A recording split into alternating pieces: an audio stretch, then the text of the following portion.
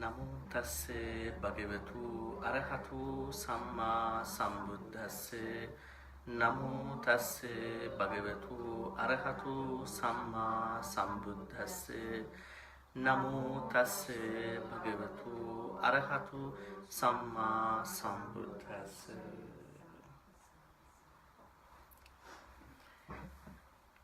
පින්වත්නි, සේනම් වෙසක් පුර 15ක් පොය දවසේ පැවැත්වෙන ධර්ම සාකච්ඡාවටයි දැන් අපි එළඹිලා තිබෙන්නේ. අපිට කාලය ගොඩක් තිබෙනවා. මම හිතනවා අපි ධර්ම කාරණා සාකච්ඡා කරනකොට කාලය තේරෙන්නේ නැති වෙන්න පුළුවන්. ඉතින් කෙසේ වුවත් ඔබට තිබෙන ධර්ම කාරණා දැන් අහන්න පුළුවන් සිංහලෙන්. ඒ වගේම we have mic with us, so then if you have any questions, then I'm going to answer you. Also, I'm going to translate the questions into English, and then to get a better sense of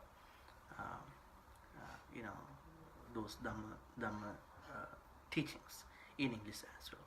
So Dhamma shouldn't be limited to a language. Dhamma is Dhamma, right? So it's priceless.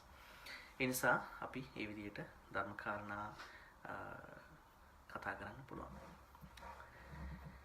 අපිට මුලින්ම සාකච්ඡා කරන්න පුළුවන් අර උදේ මම කතා කරපු මේ දේ.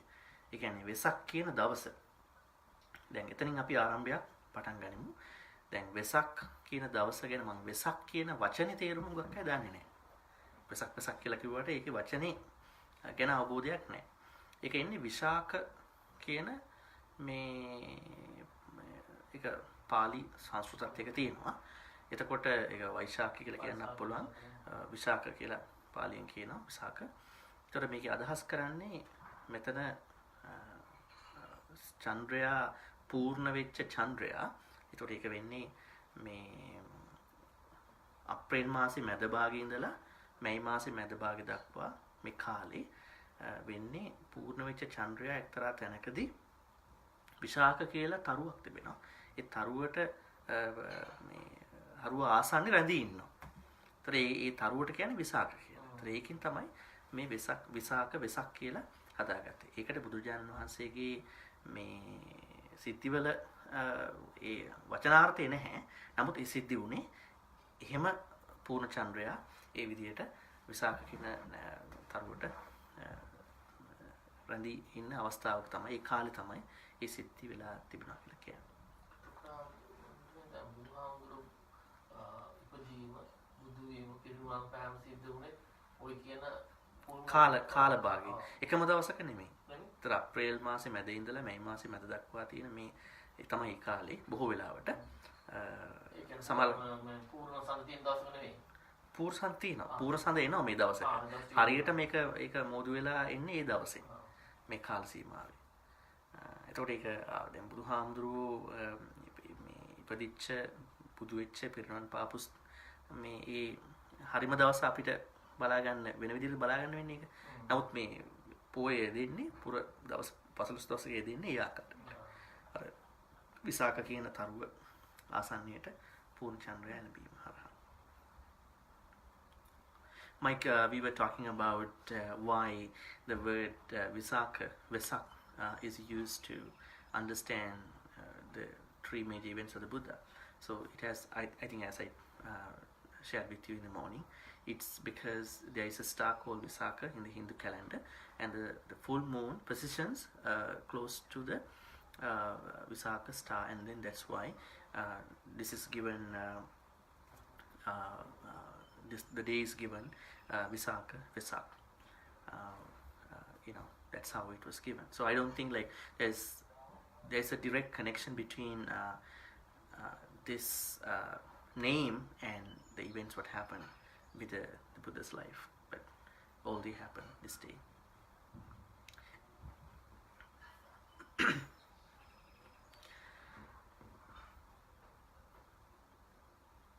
ඊළඟට තමුණාද අපේ භාවනා එක ගැන මම අහන්න එක. දැන් අපි මේ භාවනා කරනවා කියනකොට දැන් ඉඳගෙන මොන හරි අරමුණක් හිතන්න ඕන. ඉතින් අරමුණක් හිතන්න නැතුව අපිට පාඩු ඉන්න බෑ. අන්න ඒකයි ඒක පුළුවන් නේ මොකොත් හිතෙන්නේ නැතුව. ඕකේ ඕකේ. දැන් ඒකේ මොන මෙහෙමයි. දැන් සිතීම කියන එක පංචස්කන්ධයේ එක තැනක්නේ. රූපය, වේදනාව, සංඥාව, සංඛාරය, විඥානය කියලා පහක් තිබෙනවානේ. ඒතර විඥානය කියන තැන තියෙන්නේ සිතීම. සිතීම තියෙන්න ඕන. සිතකයි වැඩ කරන්න ඉපේ ජීවත් වෙන්නේ. නමුත් වැඩේ තියෙන්නේ දැන් අපට ඒක කල්පනාකරණයක් කරගන්න පුළුවන් මේ ඒ සිතීම. සිතීමේ වැරද්දක් නෑ. සිතන්න නැත්නම් අපිට මුකුත් කරන්න බෑ. දැන් වාඩි වෙලා භාවනා කරනකොට දැන් අපි දැන් මෙහෙම ඉන්නකොට එතන දැන් හුස්ම දිහා බලන ඒවා තියෙනවා. ආර සියලු සත්‍යෝ ඒක කරන. ඉතින් එහෙම නැතුව දැන් මෙහෙම පාඩු ඉන්න බෑ. දැන් ඒකත් ගොඩක් සාකච්ඡා වෙන තැනක්. මේ thoughtless විදිහට ඉන්න පුළුවන්. දැන් she's asking the question, why can we be thoughtless without thinking about objects of contemplations, right? I think because we are a part of the five aggregates, thinking happens. Even you think you are not thinking, still thinking exists. Thinking happens. එතකොට දැන් වෙන්නේ අපට පුළුවන් අනවශ්‍ය තැනට යන හිත වළක්ව ගන්න, ආරක්ෂා කර ගන්න. එතනයි අපි කරන්න ඕනේ. අපි හැබැයි එතෙන්දි තව දෙයක් තියෙනවා. අනිත් එක තමයි දැන් ඔය කතා කරන්නේ සාපේක්ෂ කාරණාවක්. ඒ කියන්නේ දැන් හිත ගොඩාක් විසිරලා යනවා, හිතන්න නැතුව ඉන්නකොට අපි එතරම් තිබෙනවනේ මානසික ස්වરૂපයක්. ඒක අරතරන් මේ පීඩාකාරී, ගෝසාකාරී තැනක් නෙමෙයි.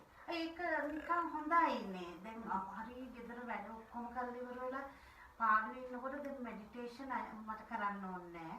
ඉතින් මම පාඩු වෙනකොට කාටවත් කරදරයක් නැහැ, මටත් කරදර නැහැ.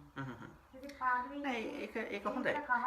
හැබැයි මේ හැම වෙලාවෙම thoughts වලින් Tamanටත් අනුන්ටත් කරදරයක් නොවෙනවම කියන තැනම නෙමෙයි ඒ thought එකක ගැඹුර බලා ගන්න පුළුවන්. සමහරලාට දැන් හිතන්නකෝ දැන් මට කරදරයක්වත් නැහැ, අනිත් අයට කරදරයක්වත් නැහැ. හැබැයි මගේ සිතවිලි එක තැන් වල යන්න පුළුවන්. ඒක නැත්නම් දැන් හම්බුර තේරෙනවද අපි දැන් වැඩ කරලා ටයර්ඩ් එකක් දැන් ගෙදර ඉන්නවා. දැන් අපි උදේ නම් නැගිටලා මෙඩිටේෂන් කරන්න පුළුවන්. කරදර දන්නේ නැහුවම. නෑ. I'm going to translate, no worry. It's easy. And he's learning some Sinhala too. Easy to explain Sinhala. Yeah, it's okay. එතකොට දැන් ඔන්න middle of දවසේ මැද හරියටදී දැන් අපි එන්න දැන් අර හරි පාඩුවේ quiet එකේ ඉන්න වෙලාවක ඉතින් මේ පාඩුවේ ඉන්නකොට මුකුත් දැන් ලෝභ දෝෂ මෝහත් නැතුව නිකන් පාඩුවේ ඉන්නකොට සනීපයිනේ අරවා හිතනටත් වඩා මේ මහන්සි ගතිය එහෙම නැහැ. හැබැයි ඒ මොහොත හැම වෙලාවෙම හොයාගන්නත් බැහැනේ. ඒක වෙන්නේ අර වගේ දවසක වැඩ ඔක්කොම ස්ට්‍රෙස් වෙලා අන්තිම තැනදී ඒක වෙන්නේ. දැන් මේ භාවනාව හදන්නේ හැම තැනටම ඇප්ලයි කරගන්න. දැන් එතන ගොඩක් හොඳයි. ඒ වගේ වෙලාවක් කෙනෙකුට එනවා නම් බොහොම හොඳයි. හැබැයි දැන් අපි එහෙම තැනකට මේ කියන්නේ රිලැක්සේෂන් එක කියන්නේ කොහොම මේ පහසු තැනකට දවසේ එන්නේ අපහසු විදිහේ වැඩ ගොඩක් කරලා අවසානයේනේ. අන්න එතනට මොකක්ද තියෙන භාවනාව? අන්න එතනට අපි කොහොමද අරමුණු වලින් කොහොමද අපි සංසිඳීමක් වෙන්නේ? අපහසු තැනකදද? නෑ අපහසු තැනනේ ගොඩක් තියෙන්නේ දවසේ. නිදාගෙන ඉන්න. ඒ කියන්නේ අපි ඉන්නේ සමාජයක් එක්කනේ. ගෙදර කට්ටිය ඉන්නවා, වැඩ කරන තැන තියෙනවා, කඩේ යනවා, පාරේ ඩ්‍රයිවිං කරන්න ඕනේ. අපිට ගොඩක් අරමුණු හම්බ වෙනවා හැම වෙලාවෙම. නිකන් කාමරේට දොර වහගෙන ඉන්න බෑනේ හැම වෙලාවෙම.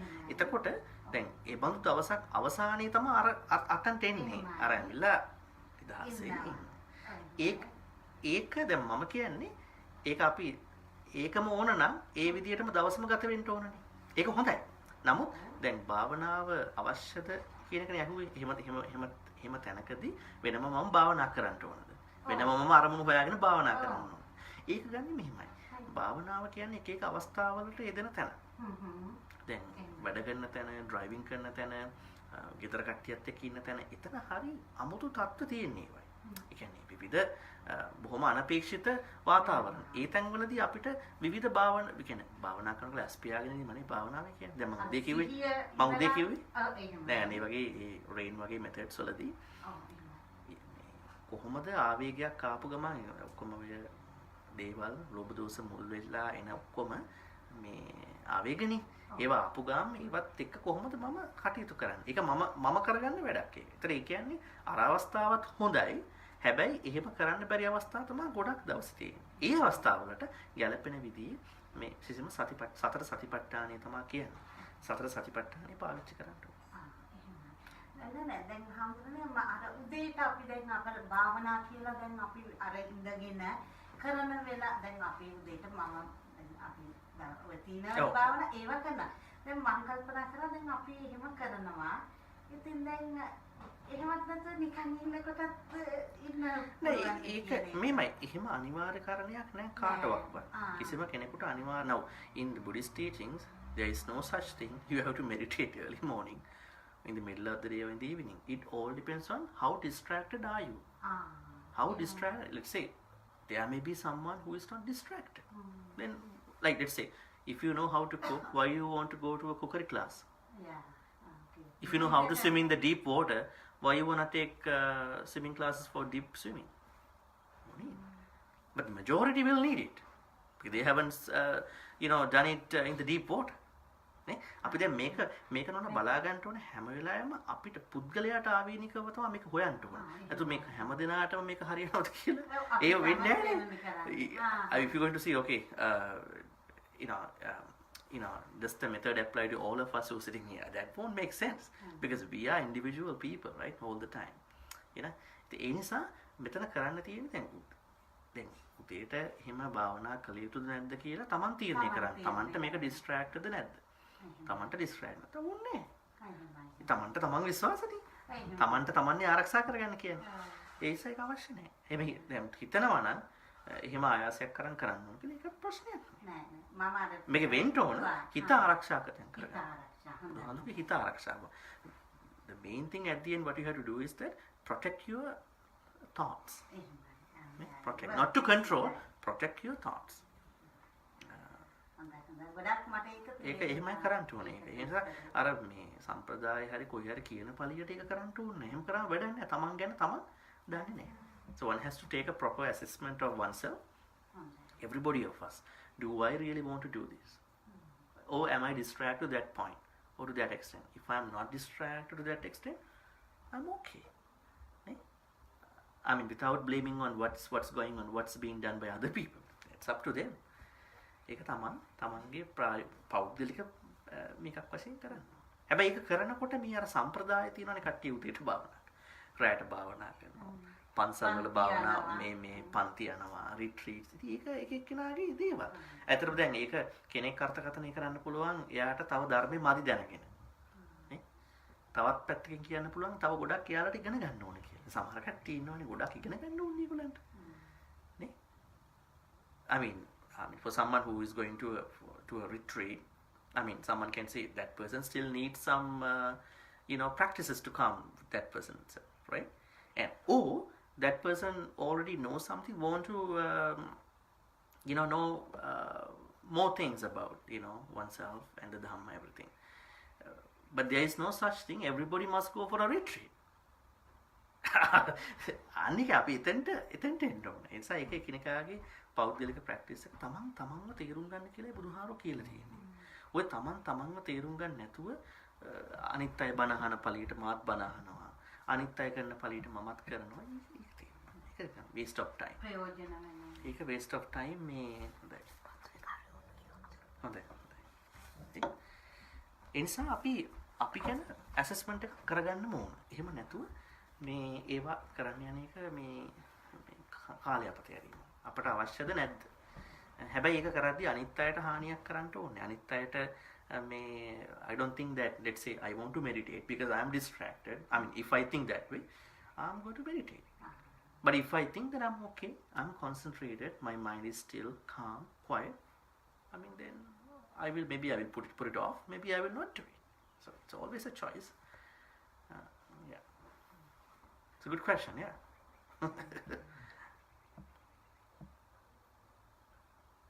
Question for, I guess, you or Ante or anybody.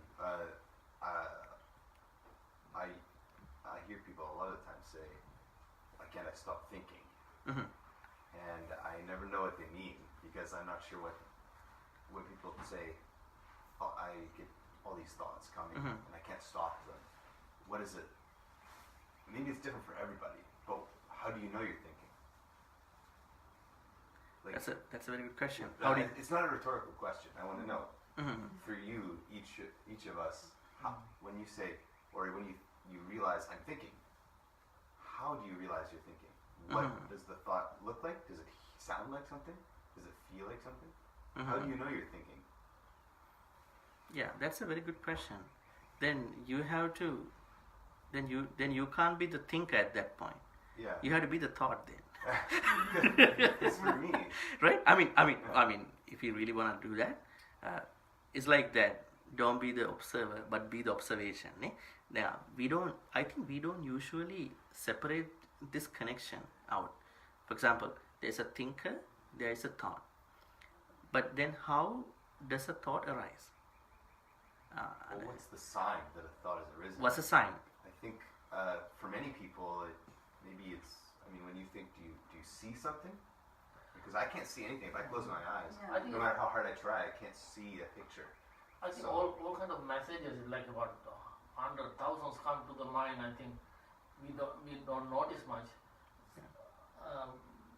Suddenly we go to our house. Yeah. Then suddenly when we go to something else, maybe something. Sometimes maybe car honk the horn. Thoughts go. I think it's untamed horse like all the time go. No, his question is, at which point do we recognize recognize that this is a thought? Yeah. Like for example, if I feel like I have an answer for that. Yeah. but- Please, but, please, But please. like, if I feel the tile on the floor, okay, there's an object in consciousness. It's the sensation of my hand on the floor. But I wouldn't call that a thought. It's just something appearing, right? So I think always there's something appearing, but I wouldn't say that everything that appears is a thought. I think thought is something more specific, right? And I think for me, it's a mental voice. If I hear a narration, like a voice in my head, a language, that's what I call a thought, I think. But I don't know, maybe it's different for other people. Yeah. So do you guys hear like a voice when in your mind? Well, the thing is like, then you're from Montreal, right? Yes. Okay, so It's okay. you can put it on the table and then join our conversation. I Yeah. lost my way. Huh? I lost my way. Yes. I'm looking for the blue sign for 174. I went far away and I came back. Okay, doesn't matter. Okay. I think now in the Abhidhammic explanations or the commentaries, what we see is that the thought has been defined. Chitta. These are chittas. Now, when you say in Pali, chittas. What is a chitta? Arambana vijana lakkana chittanti. So the Arambana is Object. ability to take an object is a thought. So in that case, now, do we really know every time we take an object? Now, what are the objects? There are 6 main objects: Rupa, Saddha, Gandha, Rasa, Pottabba, Dhamma. So images, sounds, smell, taste, touch, and then thoughts. That's just thoughts that come from the mind, right? So do they always happen intentionally or unintentionally? No. Now this is the thing. That's why I guess Buddha says not all the actions are intentional, right? Now when you talk about karma ගැන කතා කරද්දී බුදුහාමුදුරු කියනවානේ සියලුම can you find a vase, different vase, flower vase? You know what? In the basement there are few devotees. Yeah, you can ask one of them. Don't worry about it.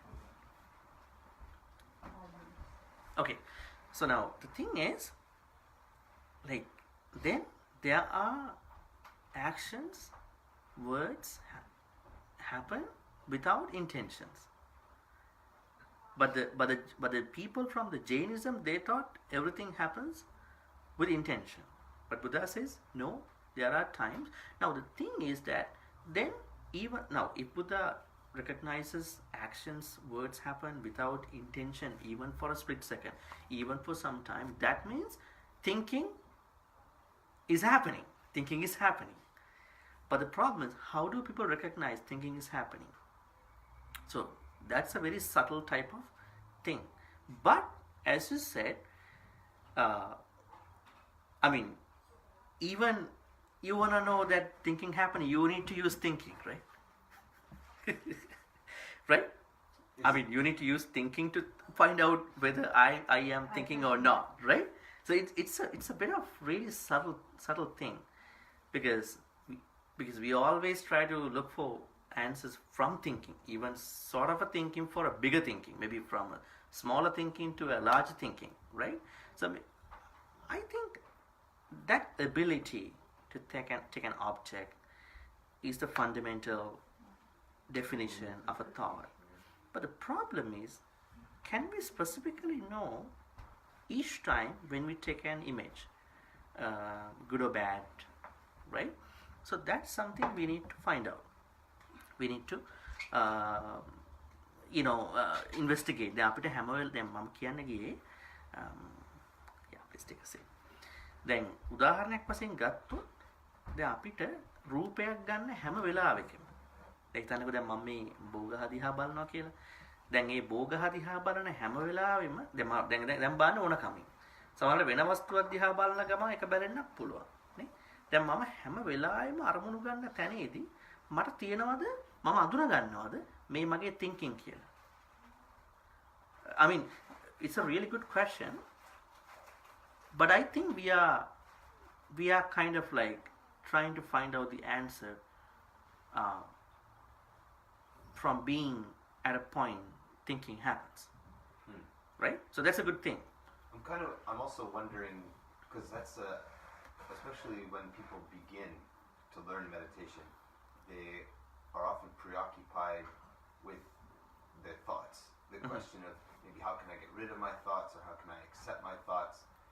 But I guess maybe in the last couple of years or so, I've started to think about that question itself as kind of interesting, because I notice when I practice, there isn't anything actually, there isn't a thought. There are just objects. There's nothing I can categorize and say, that's a thought, and that's not a thought.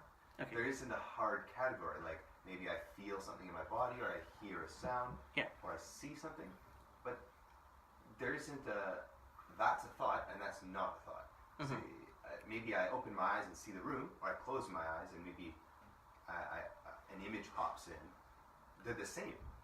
Okay. So I can't see the one's a thought and the other's different. May I talk about papancha? Now papancha is what we call proliferation. දෙකෙන් papancha කියන්නේ මොකක්ද දන්නවද ධර්මයේ? මම මේ පාලි වචනයක් ඒක. papancha කියන්නේ අපේ මේ සිතිවිලි කෙලස් වෙන්නේ ක්‍රියාවලියට කියන්නේ පාලි papancha කියලා. හරි? papancha. ඒකෙන් කියන්නේ mental proliferation කියලා. එතකොට අන්න එතන තමයි now if you look at Madhupindika Sutta in Majjhima Nikaya, then we can see how does the papancha process happen, mental proliferation happen. At the end, what happens? We are coming up with papanchas. Papancha means a thought which has tanha mana ditti, which has craving, which has measuring, sizing up, and then which has very crazy views. People are struggling nowadays a lot, right? Politically, socially, views, right? My view is better than your one, right? This way. Then අපිට පුළුවන් මෙතන බලා ගන්න papanchak ඇති වෙන්නේ කොහොමද? එතන තමයි thought process එක බලන්න පුළුවන්. Now, actually, if we can look at how does a papancha arise, and that has a clear connection with the first stage of a thought. If you can notice it, how does it happen? Chakkuncha, if we take one, that's how it starts. If you take one sense faculties, chakkuncha paticcha rupecha uppajjati chakku viññāna. Tinnang sangati passu. Passa paccaya vedana. Yang vedeti tang sanjanati. Yang sanjanati tang vitakketi. Yang vitakketi tang papancheti. Now we understand how a papancha arises, mental proliferation, how it arises. Now let's go back. Now Buddha starts from the sense faculty. Any sense faculty. It could be your eyes, it could be your ears, it could be your nose, it could be your tongue, it could be your body, it could be your mind. Now, when the senses interacting with their respective objects, and Buddha says, then there is passa, contact happens with the amalgamation of this tree, then there is the consciousness. Chakku, sota, gana, jivha, kaya, mana. Now, I sort of think, if we really want to take care of the thoughts, why don't we look at our senses? Because Buddha always say, indriya samvara. That's what Buddha talks about. How do you know that you are into bunch of thoughts? Is, okay, I mean, how good you are taking care of your thoughts is how good you taking care of your senses. Right? I think that's a good place to start with. How good you are taking care of your senses. Then we are on, what senses do I have?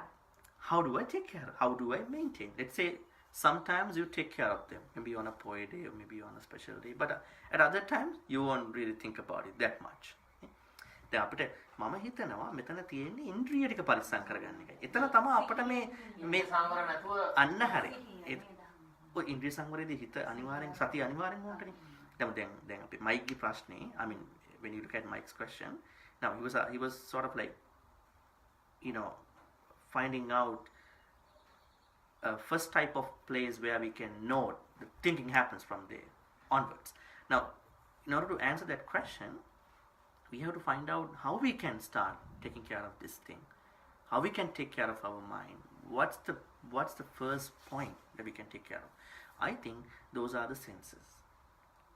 Now, even you say, I have piece of eyes, I have piece of ears, I have a nose, I have tongue, I have body, I have contact. But do we really know how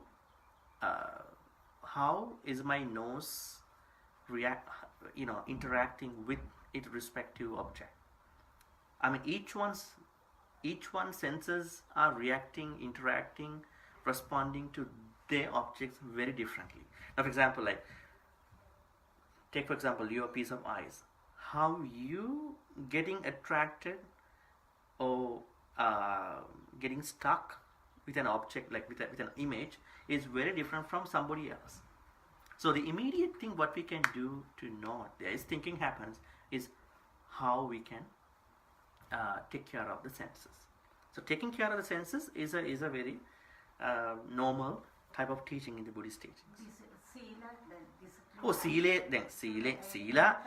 disciplines you, right? This is the best thing. Then අපි පොඩක් කියනවා දැන් සීලය කරන්නේ නැතුව භාවනාව කරන්න බෑනේ.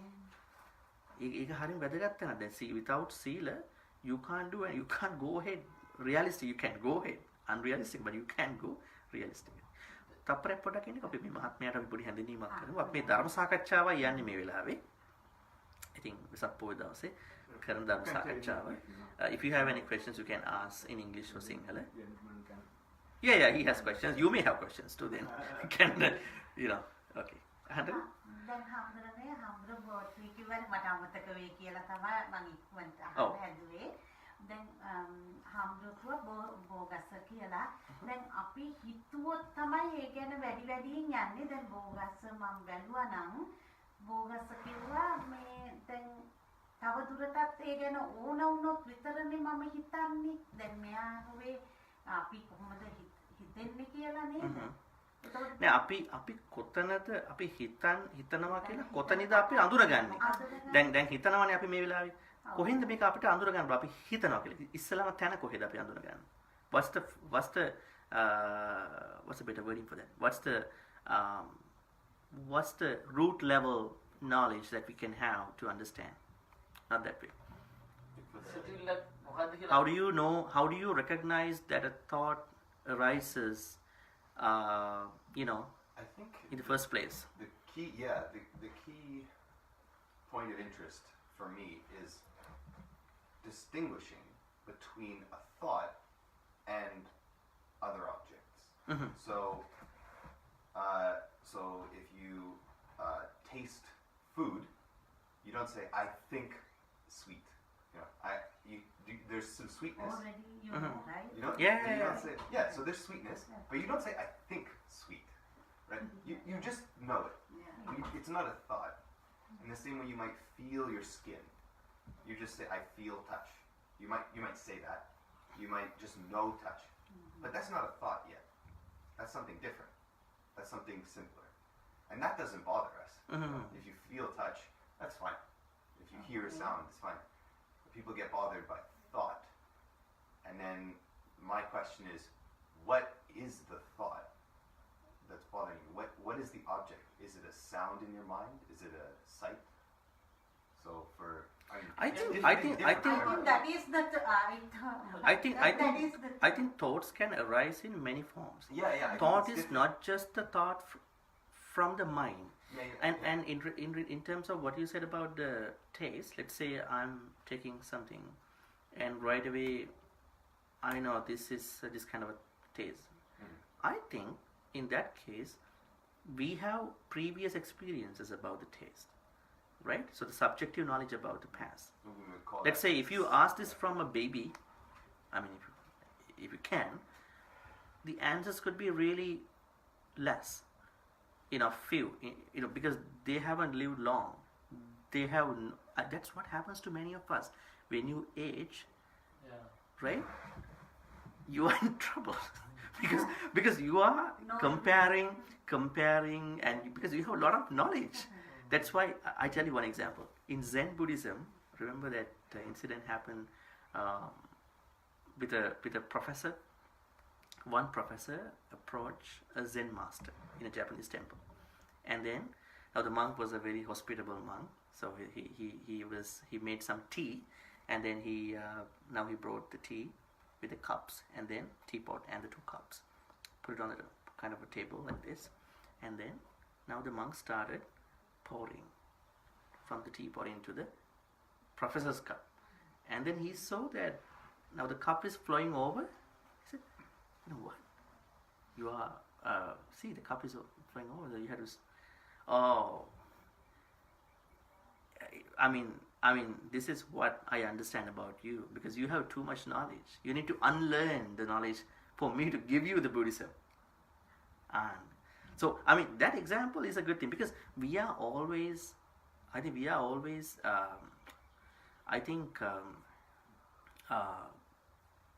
struggling with our knowledge that we had in the past experiences, past knowledge.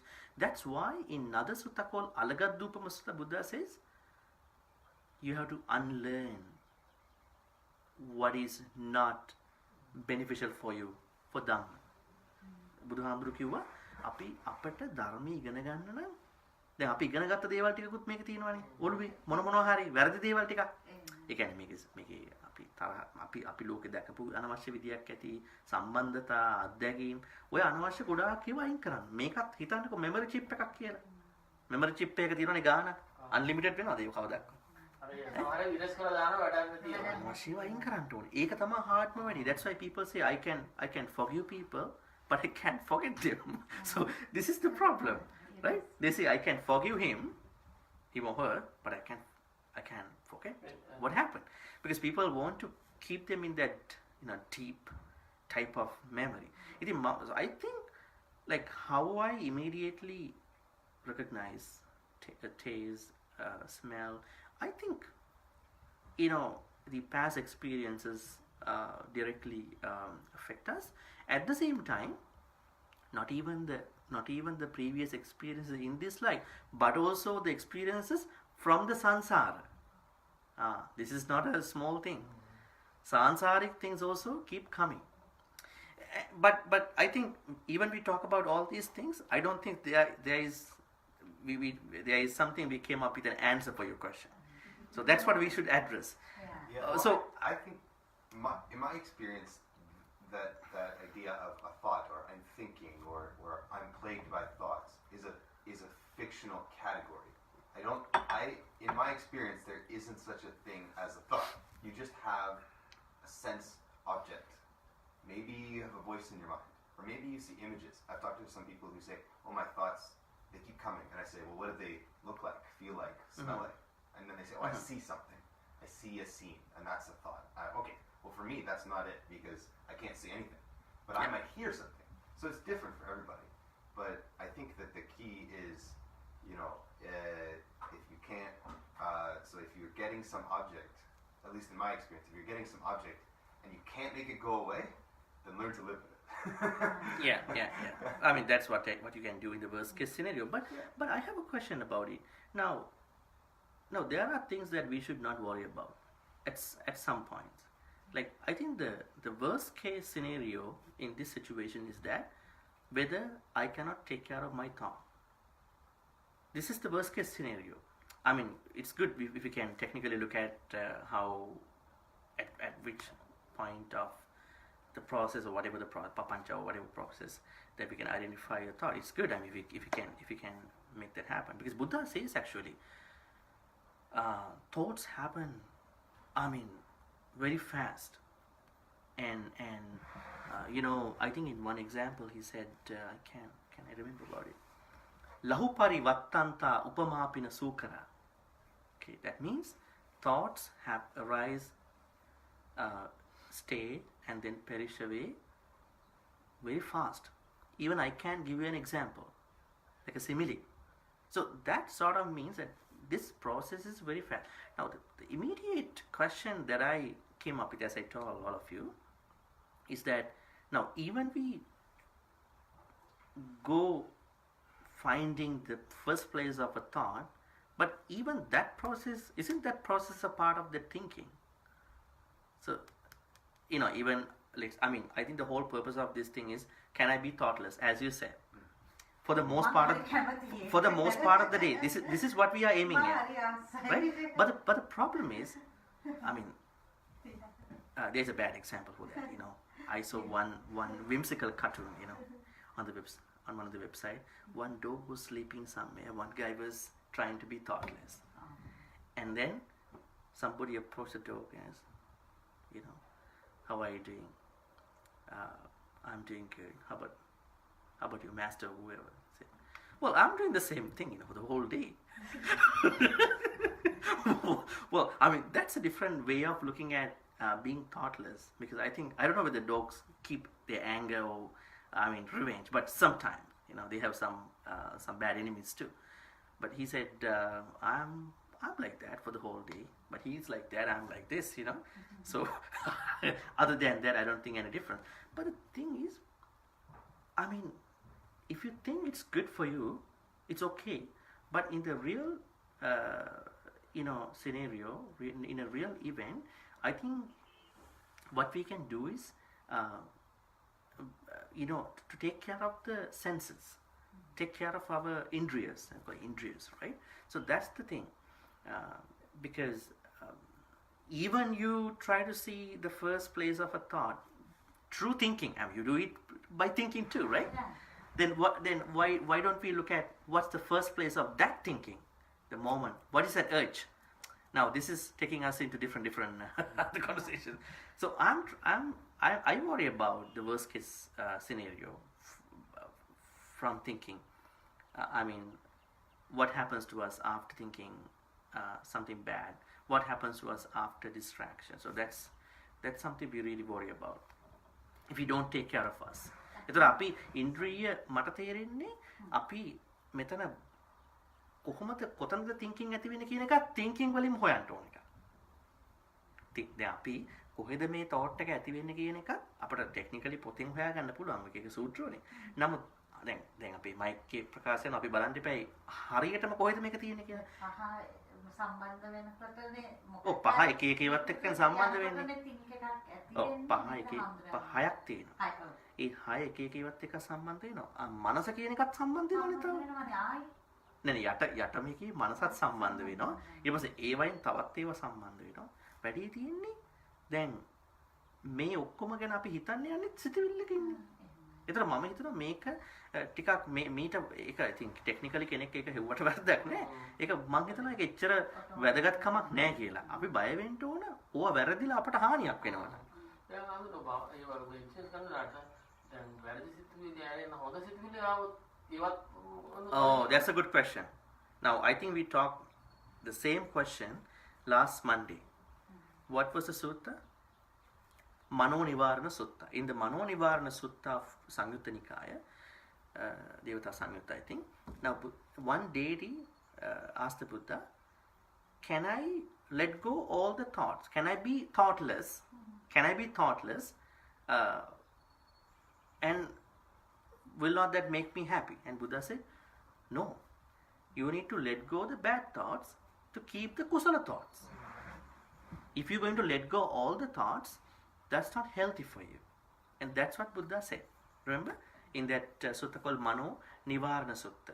Now, Mano Nivarana is preventing mind from the kusala or akusala thoughts. Buddha said only prevent from akusala ones, but not the kusala ones. You need to let yourself invest in the kusalas. ඒකනේ අපි කියන්නේ කුසලේ හොයාගෙන යන්න ඕන. ඒක පන්සලක්ද තවතනක්ද කුසලිනේ. What are the kusala thoughts? How many kusala thoughts are there? May I ask you? Huh? 20? No. No, there are 10 kusalas. 10 kusalas. But then out of that 10, how many kusala thoughts are there? Kusala actions, kusala words, and kusala thoughts. How many? There are many, but all they depend on that number. How many?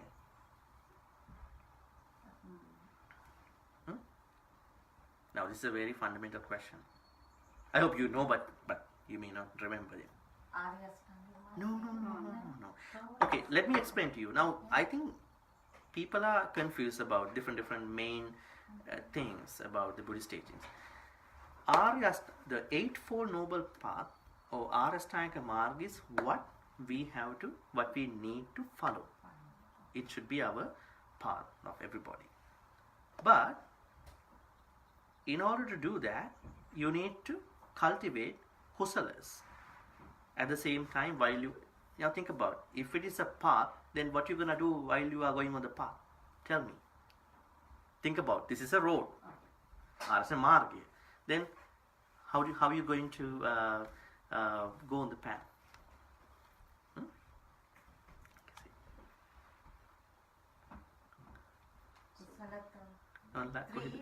Give me a second.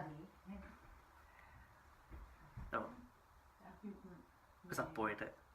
Okay. We are in this Dhamma discussion. You can join too. Yeah. there are some philosophy. Yeah, you can take some questions too. You want a question? නෙක්ඛම්ම සම්මා සංකප්ප කියන මම වැරදිද දන්නේ කුසල තෝත් නම් අර මේ සම්මා සංකප්පවල තුනද නෑ ගොඩක් තියෙනවා අභිධර්ම තියෙන කුසල මට දන්නේ Oh, we have come to a good discussion now.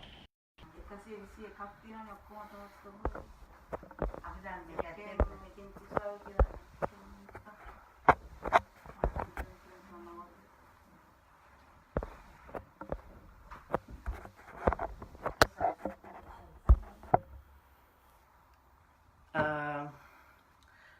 Now, under Samma Sankappa, there are 3 thoughts, but they are part of the Eightfold Noble Path: Avyapada, Avihimsa, and Nekkhamma thoughts. Actually, they are sort of those main 3 types of kusala thoughts as well. Avyapada is what is Avyapada? Non-destroying thoughts, right? Avihimsa. Avihimsa. Hinsa is, what is hinsa? He's just like killing or harming. Harming, right? Non-harming thoughts. Huh? Oh yeah, hinsa. And the nekkhamma, thoughts of renunciation. A lot of people don't try to have or keep, if they even for some reason if they had it, but they don't want to keep them. What is renunciation? It is much more than letting go. You let go, but Renunciation means that you are able to renounce, like, So now, they are not exactly the 3 types of kusala thoughts. What are the 3 types of kusala thoughts? No. Not them.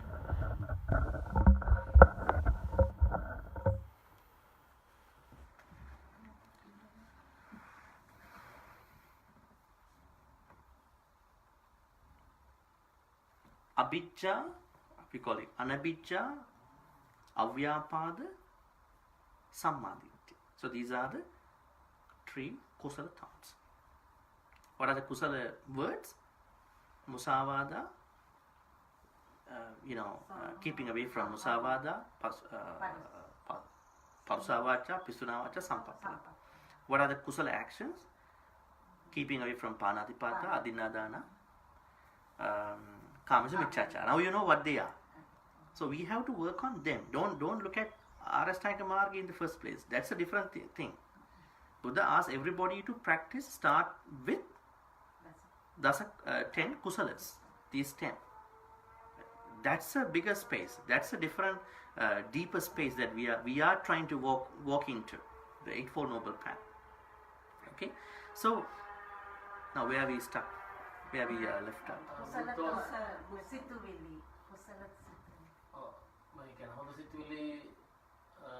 Okay, the wholesome, like kusala thoughts. Yeah, so we need to keep the kusala thoughts. We need to create. We need to make,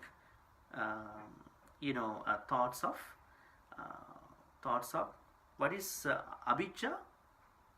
Envy, right? Thoughts of not being envious. Thoughts of not destroying other people, things. Thoughts of having sammaditya. Sammaditya has 2 perspectives. Now, before talk about sammaditya, I want to talk about what is that called? Anabhijja, avyapada. So when you say avyapada, now people can destroy other people in different ways, even on social media, right? So we have to be very careful. When we talk, when we share information, sometimes we hit the share button, right? For the wrong information. That means you are making musavada. Right? So then, what Buddha asks us to, invest in the kusala thoughts and keep away from the akusala thoughts. So then you can't be thoughtless, because you need some good thoughts. Think about it. That's a good point. You can't. When you say you want to be thoughtless, then that's not a good thing. Buddha said you want to let the kusala thoughts invest in you. If you really know, if you don't have it, you need to investigate how you can be, how you can practice kusala, how you can create kusala thoughts. So then, the thoughtless thing is kind of a thing that is in conversation.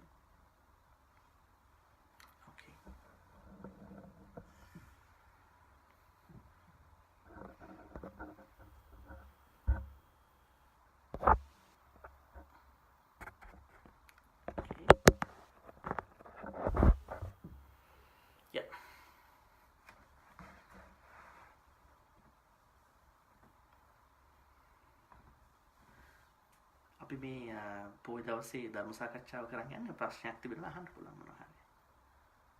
ධර්ම සාකච්ඡාවට අදාළ.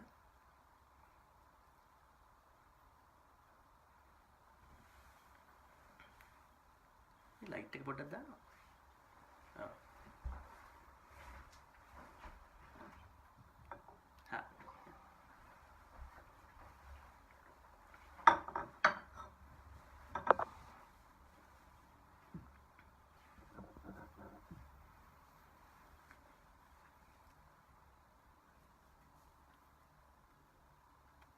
අපි අරමුණු ගත්තොත් විතරයි මේ හාමුදුරනේ ඒ දිගට හිතට යන්නේ.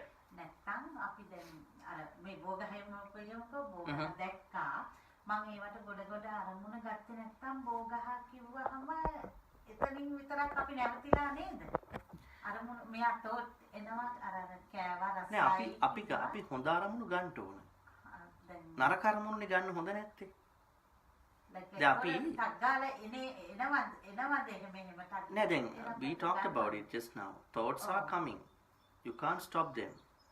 If you're gonna stop them, you have a hard time. Because if you're going to stop them, you're gonna use you have to use another thought. Could replace them. ඒ වගේ තරහ ගන්නෑ කියලා අපි අරමුණක් හිතාගෙන හිටියට බාහිර පරිසරයෙන් එනේ සමහර වෙලාවට ඒක ඇවිස්සෙනවා. ඒක තමයි ඒක තරහ කියන එක මෙහෙම දැන් ඇංග කියන එක ආවයින් පස්සේ විවිධ හේතු නිසා ඒක ඩෙවලොප් වෙන්න පුළුවන්. නැත්නම් දැන් අපි කතා කරේ සිතිවිලි නැතුව ඒවට මුහුණ දෙන්න බෑ. හොඳ සිතිවිල්ලක් එක්ක තමයි ඒක මුහුණ දෙන්නේ. So you need to have a skillful thought, kusala thought to replace. I think there is a sutta called Dveda Vitakka in the Majjhima Nikaya. In the Dveda Vitakka Sutta, Buddha talks about how to manage the negative, unskillful thoughts, akusala thoughts. One of the things that he suggests was to replace with a substitute with a good thought. Let's say if I am getting jealous, then I want to substitute that jealousy thought with a non-jealousy thought, mudita. Or one can withdraw attention. Now this is another thing, attention. Attention is not the mind, because you are paying attention to that. That's why people say, now you have to pay attention to this thing, right? You can withdraw it. There are other bunch of things you can do.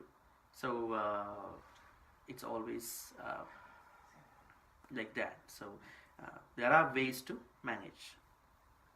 But they all involve usually, if there's a thought and you want to banish it, you have to put something else there.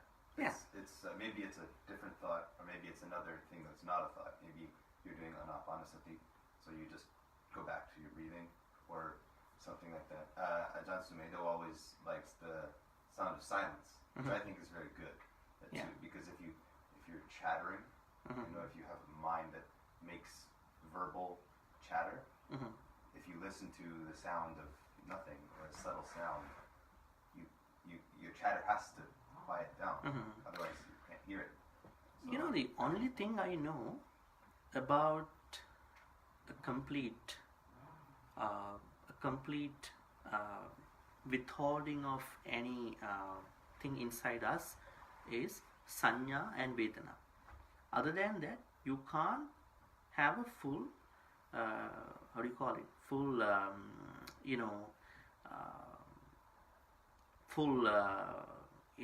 extension of any of the bigger things in you.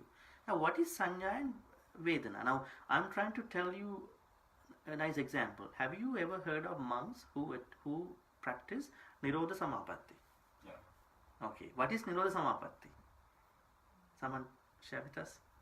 Nirodha Samapatti? Yeah, another word is Sanya Vedata Nirodha in Pali. Okay. Now I am trying to use that to talk about this substitution of a thought. Okay. Nirodha Samapatti is where there is still the mind or consciousness, there's awareness, but there is no object. There's nothing that you know, but you're still not dead or unconscious. So you don't feel your body, you don't hear any sounds, you can't see, hear, feel anything, there's no thoughts, there's nothing, but you're still awake, or you're still mindful or aware. Some monks and maybe some yogis in other traditions maybe can do this. Ajahn Mun and Ajahn Mahabua in that Thai forest tradition, they practice it. They think it's very important. So some people do it. I will share with them in Sinhala for a while. Then Nirodha Samapattiya හොයවත් සංඥා වේදත් නිරෝධය කියලා කියන්නේ මෙහෙම දෙයක්. රහත් වෙන අයට පරිනිර්වාණ දෙකක් තියෙනවා නේද?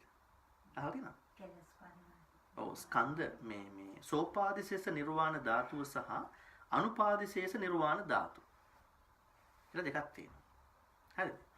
සෝපාදිශේෂ නිර්වාණ ධාතුව කියන්නේ කෙනෙක් රහත් වෙනකොට පංචස්කන්ධයෙන් තමයි ආ රහත් වෙන්නේ.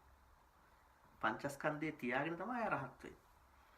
එම පුද්ගලයාම රහත් ත්වයටපත් වෙච්ච පංචස්කන්ධය තියාගෙන පණ ඇති වෙන රහත් වෙන පුද්ගලයාම පිරිනිවන් පානකොට රහතන් වහන්සේ කෙනෙක් නේ. බුදු කෙනෙක්ද පසේ බුදුහාරන්ටත් කියන රහතන් වහන්සේ කියලා. ඒක නිකන් අරහතෝ කියලා. පසේ බුදුහාරන්ටත් කියන්නේ රහත් වහන්සේ කියලා. මොකද ඒක අරහතෝ කියලා කියනවා එයාට. එතකොට එයාලට හිතෙනවා දැන් එයාලා පිරිනිවන් පානකොට තමයි දෙවෙනි එක සිද්ධ වෙන්නේ. දෙවන නිර්වාණ ධාතුව. දැන් සමහර අයට ඕනලු පිරිනිවන් පාන්න කලින් මේක මොන වගේ එකක්ද කියලා බලා ගන්න. ඕකේ? සමහර රහතන් වහන්සේලා මේ නිරෝසමප මේ රහත් වෙච්ච අයට ඕනලු මේක නිකන් මොකක් වගේද බලා අපිත් එහෙම කරනවානේ. මොන හරි දෙයක් අපිට ඉස්සරහට කෙනෙකුට අපි පොඩ්ඩක් ගිහිල්ලා කොහොම හරි ඒකේ වට පිටාවක් තිබෙනවා නම් බලා ගන්න විදියක් තියෙනවා අපිත් කරලා බලනවානේ. නේද? දැන් හිතන්නකෝ රිහර්සල් එකක් තියෙන තැන කොන්සර්ට් එකක් තියෙන තැන ඒ ශාලාවෙම ඒ ස්ටේජ් එකකටම ගිහිල්ලා කට්ටිය කොච්චර දවස් රිහර්ස් කරනවද? ඒ කියන්නේ අර ඉදිරියේ එන කොන්සර්ට් එකට දැන් මෙතන මෙහෙම ඉඳලා මෙන්න මේතන ඉඳලා කරොත් වැඩේ හරි කියලානේ. ඒ වගේ දැන් මේ ඇටත් සාමාන්‍ය නෝල ඒක ආසාවක් නෙමෙයි ඒක ටිකක් යම්කිසි කුතුහලයක් කොහොමද මේක බලාගන්නේ. එතකොට ඒගොල්ලෝ කරන්නේ පිරිනිවන් පාන කලින් ඒගොල්ලෝ අර එක තැනකට ගිහිල්ලා සංඥාවයි වේදනාවයි తాවකාලිකව නවත්ත ගන්නවා. එහෙම සතියක් ඉන්න පුළුවන්. ඒලා ඉන්න බෑ. සංඥාවයි වේදනාවයි නවත්ත ගන්න. එතකොට තමයිලු අර නිරෝධී හරි සැපත දැනෙන්න පුළුවන් කියන්නේ. දැන් නිරෝධී කියන්නේ මේ පරිනිර්වාණයත් උනාන් පස්සේ වෙන දෙයක් නේ. දැන් කට්ටිය කියනවානේ රතන සූත්‍රය කියන්නේ මොකද්ද කියන්නේ? නිබ්බන්ති දීරා යතායම් පදීප්පු කියලා හදිනවා. කොහෙද කියන්නේ? කීනම් පුරාණං නවන්නක්ති සම්භවං විරත්ත චිත්තා ආයතිකී බවස්මි. තේ කීන බීජ අවිරුද්ධි ඡන්දා. නිබ්බන්ති දීරා යතායම් පදීප්පු. දැන් මේක පහනක් නිවි ගියා වගේ. මේක මොකද්ද කියලා එයාලටත් පොඩ්ඩක් හොයාගන්න ඕන. ඒතර ඒගොල්ලෝ කරන්නේ අර දැන් නිවනේ නිරෝධයේ සැපත. නිරෝධය කියන්නේ මේ ස්කන්ධයේ තියෙනකොට නැති වෙන එකම නෙමෙයි. අතනත් ගිහිල්ලා පිරිනිවන් පෑමනේ දැන් ඒගොල්ලන්ගේ ප්‍රධාන මේක. දැන් අපි කාටත් උන සංසාරය අයින් කළා දාන්නේ. සංසාරේ අයින් වුණාම මොකද්ද තියෙන සැපත?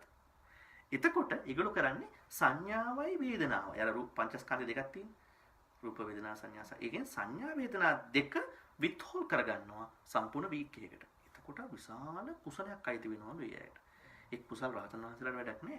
එතකොටනේ කියන්නේ අර ඒක කරලා එන ස්වාමීන් වහන්සේට දානි පූජා කරාම පින් වැඩි කියලා අහලා තියෙනවා. So now here's the thing. Now this is a very interesting topic. Now what is Nirodha Samapatti or Sanya Vedata Nirodha in the Buddhist teaching? Now Arahanthood, what we call Nibbana, has two elements. The first one called Skandha Parinibbana. The second one called Sopadisesa Nibbana Dhatu, Anupadisesa Nibbana Dhatu. Now what is Sopadisesa Nibbana Dhatu? That means when someone becomes an Arahant, then that means Sopadisesa Nibbana Dhatu. That person has not still deceased, is still living. But there is another thing that everybody of an Arahant has to complete. That's called Anupadisesa Nibbana Dhatu. Now, some Arahants want to know how it is like when they die. After what happened to them when they die. Actually, that's called Nirodha, right? What is it like when I die? So now Buddha says in many suttas, now in the Ratana Sutta, Nibbanti Dira Yatayam Padipo. So like it is like as a candle, as something like that, goes away. What is it? Maybe a lamp, right? When it goes away, what is it like? Now what they're gonna do is they want to feel what is it like, what will happen to me when I die? What is that happiness like? Then what they do is they try to find a solitary place and then they trying to withhold sanya, perceptions, and vedana, feelings, temporary, for a number of days. The maximum days have been given as 7. Now this is what happens. Now what I'm trying to tell you is that now the only two things that I know are these two. If we can withhold, and it is okay in the teachings, especially if you want to do it, you have to be an arahant, right? Otherwise, you can't feel it, right? Sanya and Vedana, because we always have perceptions, right? Perceptions. Now, how do we understand, recognize the Bodhi tree? Because I have perceptions about other Bodhi trees as well as this Bodhi tree. It is not a brand new object that I am seeing now. I've been seeing that for a long time. I've been seeing other Bodhi trees for many, many years, right? Maybe a toddler, maybe a baby will say something else, but still, baby or toddler may have seen different things in the past. That's why some newborn, individuals, they are trying to share with us their past, but not for a long time. But anyway, so I sort of wonder how someone can withhold a thought, but it would be more likely a substitution, replacement with a kusala thought. So that's what I think. I think we talked along about it. It's an interesting topic, though.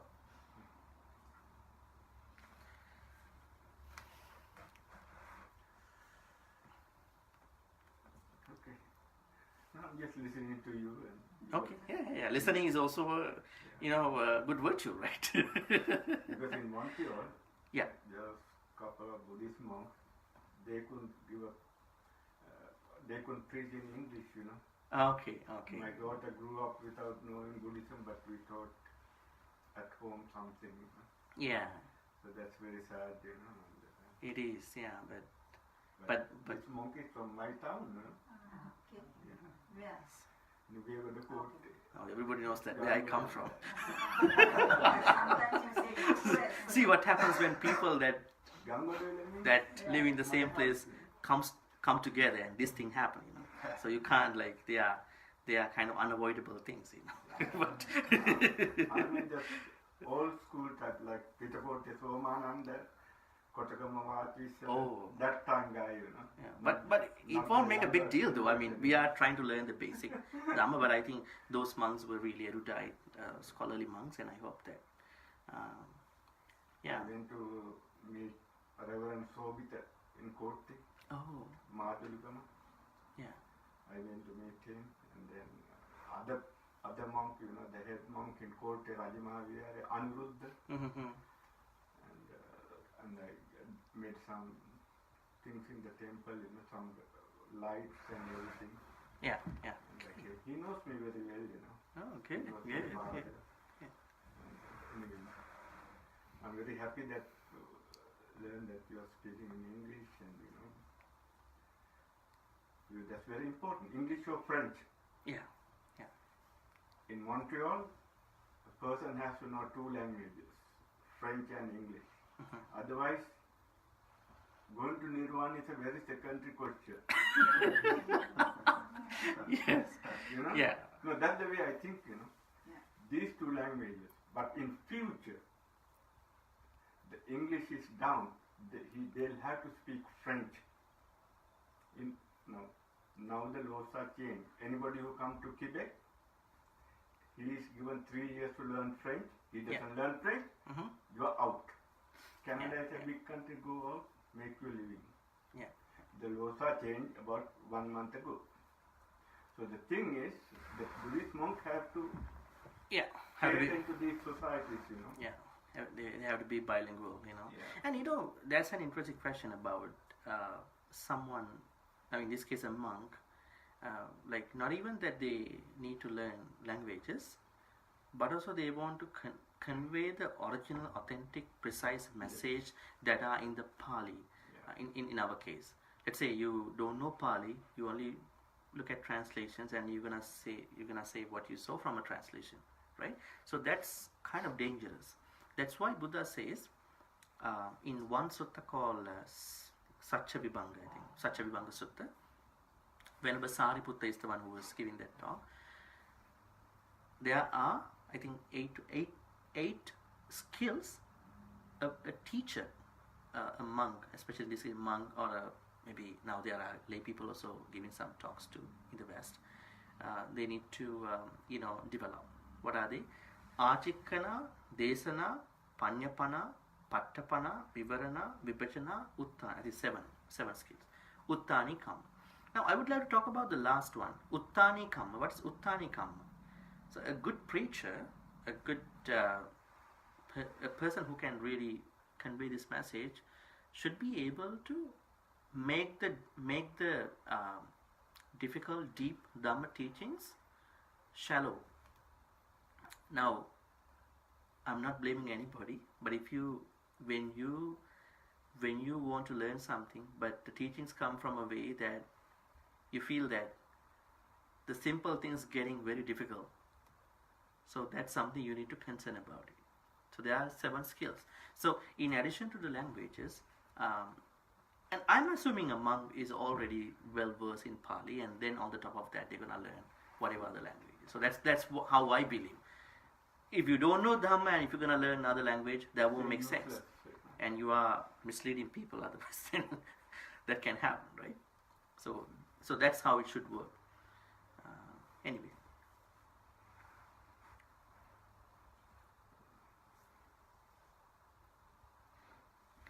Okay, so we have time. We have 40 more minutes though. දැන් හම්බුනේ අපි කුසල සිතුවිලි අකුසල සිතුවිලි ධර්මය පුරුදු වෙවි යනවා. දැන් අපි මරණවනේ වයස ගිහිල්ලා. දැන් අපි හිතමු එතකොට හරි දැන් ඔය කියනවනේ හොඳ සිහියෙන් ඉන්න ඕන. අපි එතකොට දැන් මරණ සිතුවිලි එක එක ඒවා එනවා කියලා. එතකොට දැන් මේ දැන් ඒවයි අපි මේ කරන කලමනාකරණය තුලින්ද ඒ අන්තිම මොහොතවල් වලත් එන සිතුවිලි අපිට පුරුද්දෙන්ද පාලනය කිරීමක් ඇති වෙන්නේ. එහෙම දැන් චුතිසිත කියනවා ඒ වගේ නරක සිතුවිලි Oh, it's a very good question. Now she's asking a question. No, she's asking a question about how sure do we know that we will spend the last moment. Okay. Now somebody was joking, I want to be busy when I die. As busy as I am, that's a crazy way of saying how. But the thing is, the only thing that we never know is when we die. So that's really a big question, right? So what I suggest is something from a sutta. What is that sutta? Maha Kamma Vibhanga Sutta. This is the sutta that Buddha talks about in the Majjhima Nikaya, talks about what will happen to people who, because you are asking me the question referring to the next life. How do I have a good thought so that I am going to a good place? That's the other side of this question, the flip side. Like when you say you have a bad thought, then you're gonna go to a bad place. That's the other side. This question has to be complemented. I mean, this question has, what will happen to someone who will die with a bad thought, with a good thought. So we have to discuss that too. Mahakamma Vibhanga Sutta is the greater analysis of the karma. I don't know how many of you have read it. We have done it in a sutta discussion last year. Chula Kamma Vibhanga Sutta is the shorter analysis of the karma. Now, let me explain to you. Has anyone read the Chula Kamma Vibhanga Sutta? There was a young man approached the Buddha and said, why there are so many differences in the world? Someone is poor, someone is rich, someone is very educated, someone is very silly, stupid, someone is very beautiful, handsome, someone is pretty, someone is not. Someone is highly respected, someone is not at all. Why? Why is the difference? And Buddha says, Ekacho ittiva. Now this is the place where people make mistake. A lot of people. Now, the translations that we see oftentimes say, everybody who did this thing, the same thing, they're gonna be poor. They're gonna be rich. But Buddha says, some who have done this thing, gonna be like this. So that means karma is a very complex, very undefined topic for all of us. It's a very unique concept. What we only know is that when we have intention, okay, we are producing karma. But the maturity of the karma is very, very, very subtle, very deep thing. I think it is only known by a Buddha. Buddha has a specific knowledge under 73 knowledges. What is it called? Kamma Varana, I think there is a knowledge that he specifically knows what will happen to this person with this karma. Or when someone is like this, he can really say what really happened in the past. Other than that, nobody can say exactly what it is. Sometimes. But we are functioning in a way, putting everybody into the same plight. Let's say someone is poor. Oh man, you have not done generosity in the past life. I mean, we never know what went wrong. We're gonna see an uneducated guy, or so uneducated, silly, stupid. That means you haven't approached the monks and whoever knew the separation between the kusala. It might not be at some point. We never know. So we may sometimes create a cultural violence. If you look at everybody from karma, then you are going to insult a lot of people. Let's say, not a lot of people are rich in this world. Are they? Not a lot of people are educated. Not a lot of people are beautiful, handsome, pretty. If you're going to put everybody, if you're going to paint everybody with the same brush called karma, you are creating cultural violence. That's too bad. And actually, it doesn't happen in the same way. I think the main thing that has led many translators to do this wrong interpretation was that they have not understood. Buddha said, "Ekacho ittiva purisava." Some people may have done. Some people have done this thing, and they're gonna be poor. They're gonna be like this. They're gonna be like this. But not everybody. Inclusion. Now, in order to understand this thing, in details, we need to look at Mahakamma Sutta, because Chulakamma means short analysis, Mahakamma is great analysis. Now, what do we see in the Mahakamma Sutta? Buddha says there are 4 types of individuals in the world who go to good places and the bad places, Sugati and Duggati. Okay, now let's take a look at the first 2. There are people who do a lot of good karma, and then when they die, they are heading to a Sugati. How many Sugatis are there? Good places in the Buddhism? How many places are there where people are born where beings are born in the Buddhist teachings? How many? No, I mean I'm asking the total number. How many? At least you know what is universe like in Buddhist teachings, right? Huh? How many? I'm sorry? Millions of places now. Well, I mean, there are places, but there are realms, what you call places of main places, not like small sub places in Buddhism.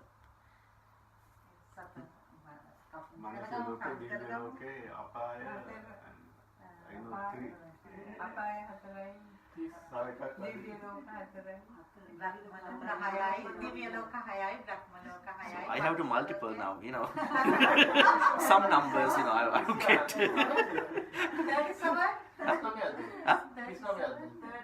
Okay, there are 31 places where beings are supposed to be reborn as long as they not attain the Nibbana. Okay, so what are they? 4 apayas, 4 hells. No purgatory though. I mean, the entry point of, I don't think like the Buddhism recognizes purgatory, kind of entry point of the hells. 4 hells, and then places where Manusas live. I don't know. We can say it's only the earth. Now this is another problem, because we don't know there. Because in many suttas, Buddha talks about loka dhatu, billions of loka dhatu. But the nice thing is that wherever humans are living, that's taken as one place, right? It could be the Mars, it could be Jupiter. I don't know. It's up to the people who are doing research. But wherever humans live. So then 4 hells, and then Manusas, places of Manusa, and then how many heavens are there? 6. Somebody said 4. Oh, you said 4. Okay. There are 6 heavens. What are they? Let me ask you. At least you know sort of. Brahmaloka is one. I know. No, Brahmaloka is, Brahmas and Devas are different people, They are 2 different people. Don't confuse with them. They are two different. They are higher than the devas. No, they are higher than the deities, devas also. If you take it like this kind of a map, the higher we go, the higher they are, right? So this way. So start from the hells and the places of the humans, 6 heavens. What they are? Chatum Maharajika, Tavatinsa, Tusita. Okay, we lost something. Chatum Maharajika, Yama, Tavatinsa, Tusita, Nimmanarati, Parinimita Vasava. 6 heavens. At least you keep it in mind, in case you want to magnify any happiness in your I'm sorry. What's the difference of those? There are differences. I will tell you. The fundamental difference between these 6 is that the time that you spend in there. The first place called Chatur Maharajika. Chatur Maharajika has this difference.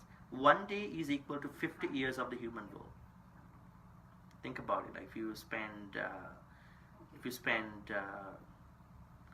1 day is equal to 50 human years, right? 50 human. Yeah. 1 day. 1 day. දවස් එකමාරකින් How poor are we, right? How poor are we, right? And if you go to the second one, Yama, they say 1 day of that world, that heaven, is equal to 100. human days. And then it goes by 2, 200, 400, 600, 800. So 1 day of Parinimita Vasavati heaven is equal to 800 years in the human world. Think about it. So what happiness are we doing? Now there's one story in one of the Buddhist teachings. One woman passed away while plucking flowers in the Tavatinsa. She passed away, and then she was born somewhere close to the Buddha's temple at that time.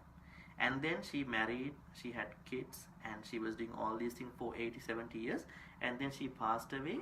She was reborn in the same place. When she was reborn, still they are plucking flowers. Think about it.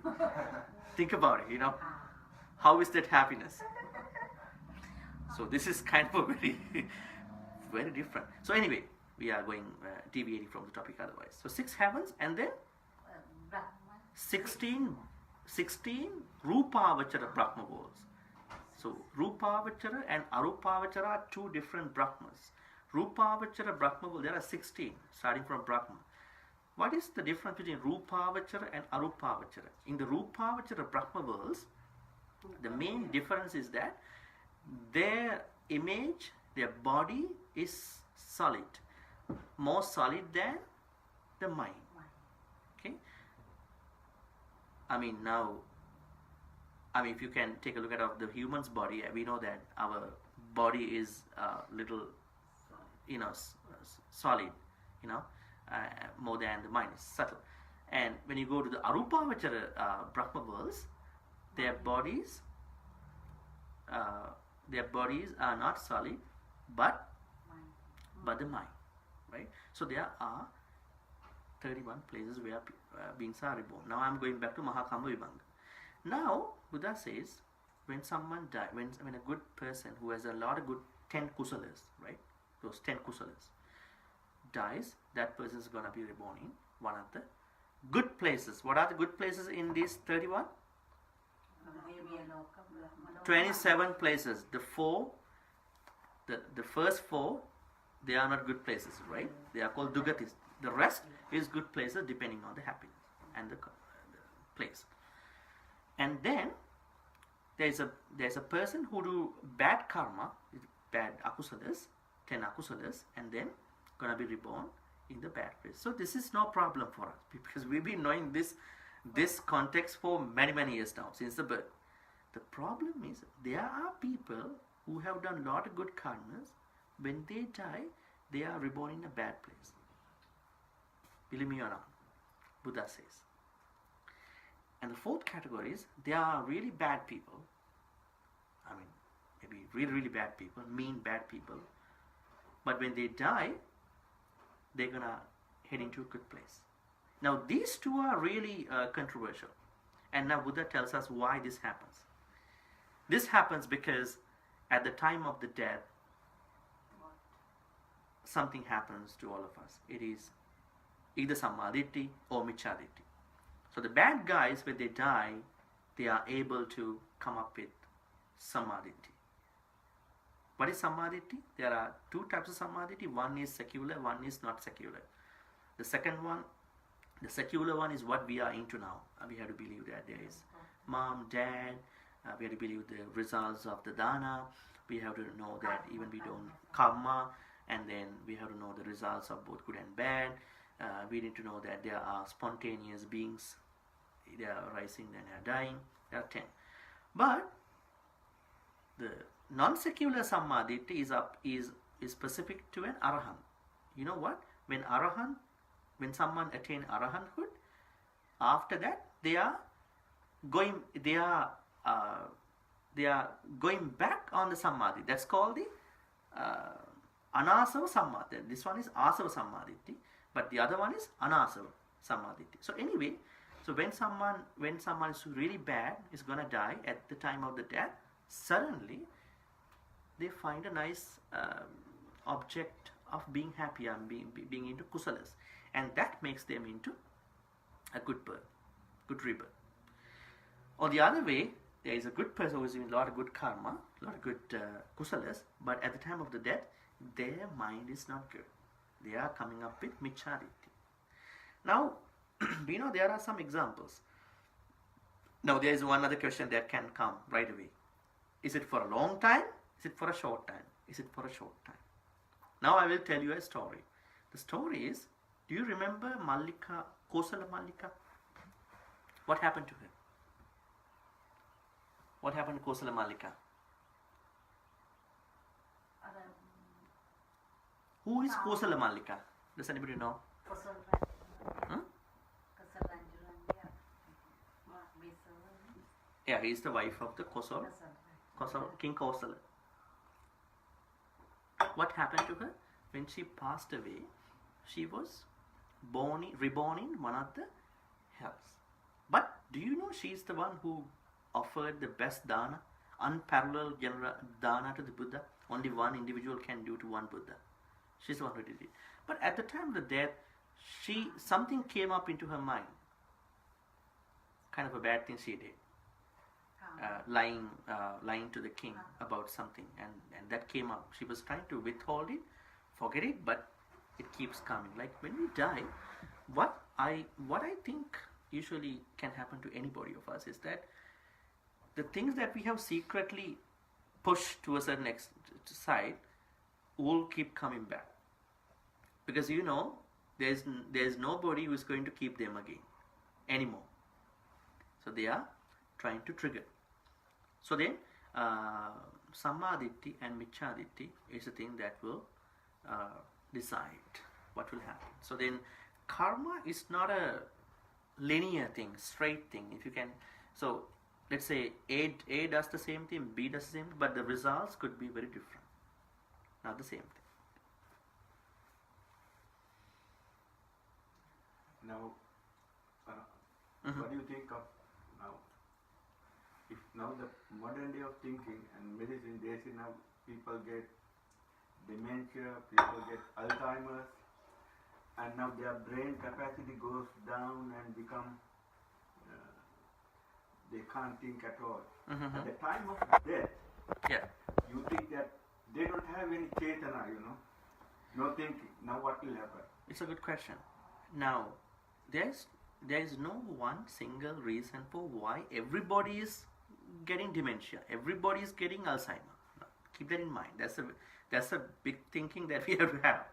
Now, everybody who is having dementia, who is having whatever the diseases, should not have done the same thing for them to be like this. It could not be a karma at some point. Maybe it could be a bad way of their lifestyle, how they took care of their lifestyle, right? So it's very different. So we can't put everything to karma, but maybe karma, maybe not karma. So the second thing that you raised was that, do people who are going through a coma have a mind? Yes, they have a mind. But the thing is that that mind is not that solid though. You know, what do you call it? Yeah. Yeah, they call it brain dead, right? Yeah, actually. They call it brain dead, but heart is still there. But still they can go inside there. Because in the Abhidhamma, they are trying to find out where is our life in our body. That's an interesting discussion in the Abhidhamma. Okay. Now I saw in the television this certain program. They are in a coma. And they said, okay, I saw the heaven, the white something like that, and it come and this and that, and then there's something said, okay, you are still too early to come, you had better go back. And then they get the conscious and they come here. I don't know, this Dr. Oz and all this. Well, there are such stories. We never know how true, Maybe how authentic are they. Maybe hallucinations, maybe things that they really saw. Let me ask you that question after talking about what did we just talk about? Abhidhammic one. Otherwise, I'm not finishing that. Okay. Now, do you know who are the Abhidhammic people? What is Abhidhamma? Abhidhamma is an effort that was taken by Theravada monks when they saw there are issues when other people are trying to understand, because they were meant to people who attain Nibbana. Like, let's say Buddha talks to someone and using specific example that is really, really specific to that person. Now what we are doing is we are trying to read the same example, trying to attain Nibbana. Right? That's what we do. I mean, I'm gonna read as far as I can, as much as I can from the Tripitaka, so I think I'm gonna be enlightening at some point. Which is not true, because they were really, really specific to those people. But we may learn things, but not to the extent that will help us to cross the samsara at some point. So the thing is, Abhidhammikas knew this, Theravada monks who stayed at that time. So they tried to explain the tricky points of Sutta Pitaka. And one thing they found out was, where is life in our body? කොහෙද මේ ආයුෂ තියෙන්නේ? දැන් මේක තමයි ඒගොල්ලන්ගේ ප්‍රශ්නේ උනේ. මේ ආයුෂ අපි කියන ආයුෂ තියෙන්න ආයුෂ ලැබේවා ආයිබෝවන් නේද? ගොඩක් ඒවා කියනවා නේද? කොහෙද මේක තියෙන්නේ කියලා. ඒ හරි ලස්සන ප්‍රශ්න. ඒගොල්ලෝ තීරණය කරා මේක තියෙන්නේ හෘදේ වස්තුවේ කියලා. හදේ වස්තු. This is in the heart. හදේ වස්තු. දැන් මම හිතන්නේ brain එක dead උනත් heart එකෙන් ඉන්න පුළුවන්. but heart එක dead උලා brain එකෙන් ඉන්න බෑනේ. දැන් ඒක එක හේතුවක් තමයි ඒගොල්ලෝ කියන එක හේතුවක්. ඒ කියන්නේ so anyway, if you know that there is someone who is having a coma but still continue to live, that means that person still have panchaskandha. Otherwise, he is dead. If someone doesn't have panchaskandha, 5 aggregate, that person is already dead. But if someone is not having proper functions in the brain, simply because of that, if you're gonna decide there is no thinking, that's wrong actually.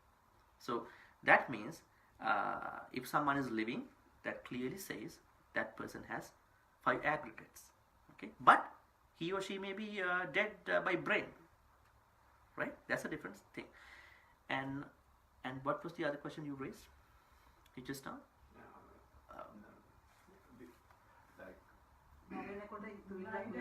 Oh, the other one is, now when a person is unconscious and at the time of death, yeah. Now one of my younger brother, died with a brain degeneration. He doesn't know me. Now, according to Buddhism, I don't know, from the things that I learned about 50 years ago, that is, a person, if he has done some good karma before, and that can make him to go to a better place. Of course. But the thing is, at the time of a death, if you have a good mind, and if you think something good, you also go to the same place or better place. No, that's what we've been talking now. Yeah. That's what. Yeah. So that's why we were discussing about what causes that thing to happen. Yeah. That is sammadityo michadi. Now, in terms of a person who has a degeneration of a brain, even that person doesn't recognize you, that person is still taking thoughts. But not the thoughts that we have now, because we're still okay, right? But that person is still having thoughts to the point his mindset, his mentality, perspectives are working. I mean, maybe let's say that person may have done a good thing or a bad thing. She still can reflect upon that, because it is still there, right? The new thoughts are not coming from outside, though. That's the difference. So we don't take it for granted. We don't take it for granted thinking that person has no thoughts at all. No, that person had a life before, so still that is going on, but new thoughts are not coming into that person. So අන්න ඒක දෙක පරණ සිතිවිලි එයාගේ වැඩ කරනවා. හැබැයි අන්න එතන කියන්නේ දැන් ඕක වෙන්න කලින් එයාගේ සිතිවිලි කොහොමද දන්නේ නැහනේ. දැන් ඕක වෙන්න කලින් එයා නරක විදිහට හිටියා නම් ඔන්න ප්‍රශ්නයක්. there no choice නේද? අර මතක අන්තිමට ටික තමයි අන්තිමට කියාට මතකයි බොහෝ වෙලාවට. හාමුදුරනේ රීබර්ත් එකක් වෙන්නේ දැන් අපි හිතන හිතුවිලි වලින් නේද? නෑ රීබර්ත් එක වෙන්නේ ලයිෆ් එක අවසන් වෙන ලයිෆ් එක මෙහෙමයි. දැන් කෙනෙක් නැති වෙනකොට එයාට එනවනේ එයා මරණයකටපත් වෙන්නේ. මරණය කියන්නේ ආයු උස්මාච විඥානං යදා කාය ආයුෂයයි උෂ්ණත්වයයි විඥානයයි ඇඟෙන් ගියාම එයා මැරෙනවා. උෂ්ණත්වය යන්නේ නැහැ. So the temperature should go away from us. We have a temperature inside. If the temperature goes away, then we are dead.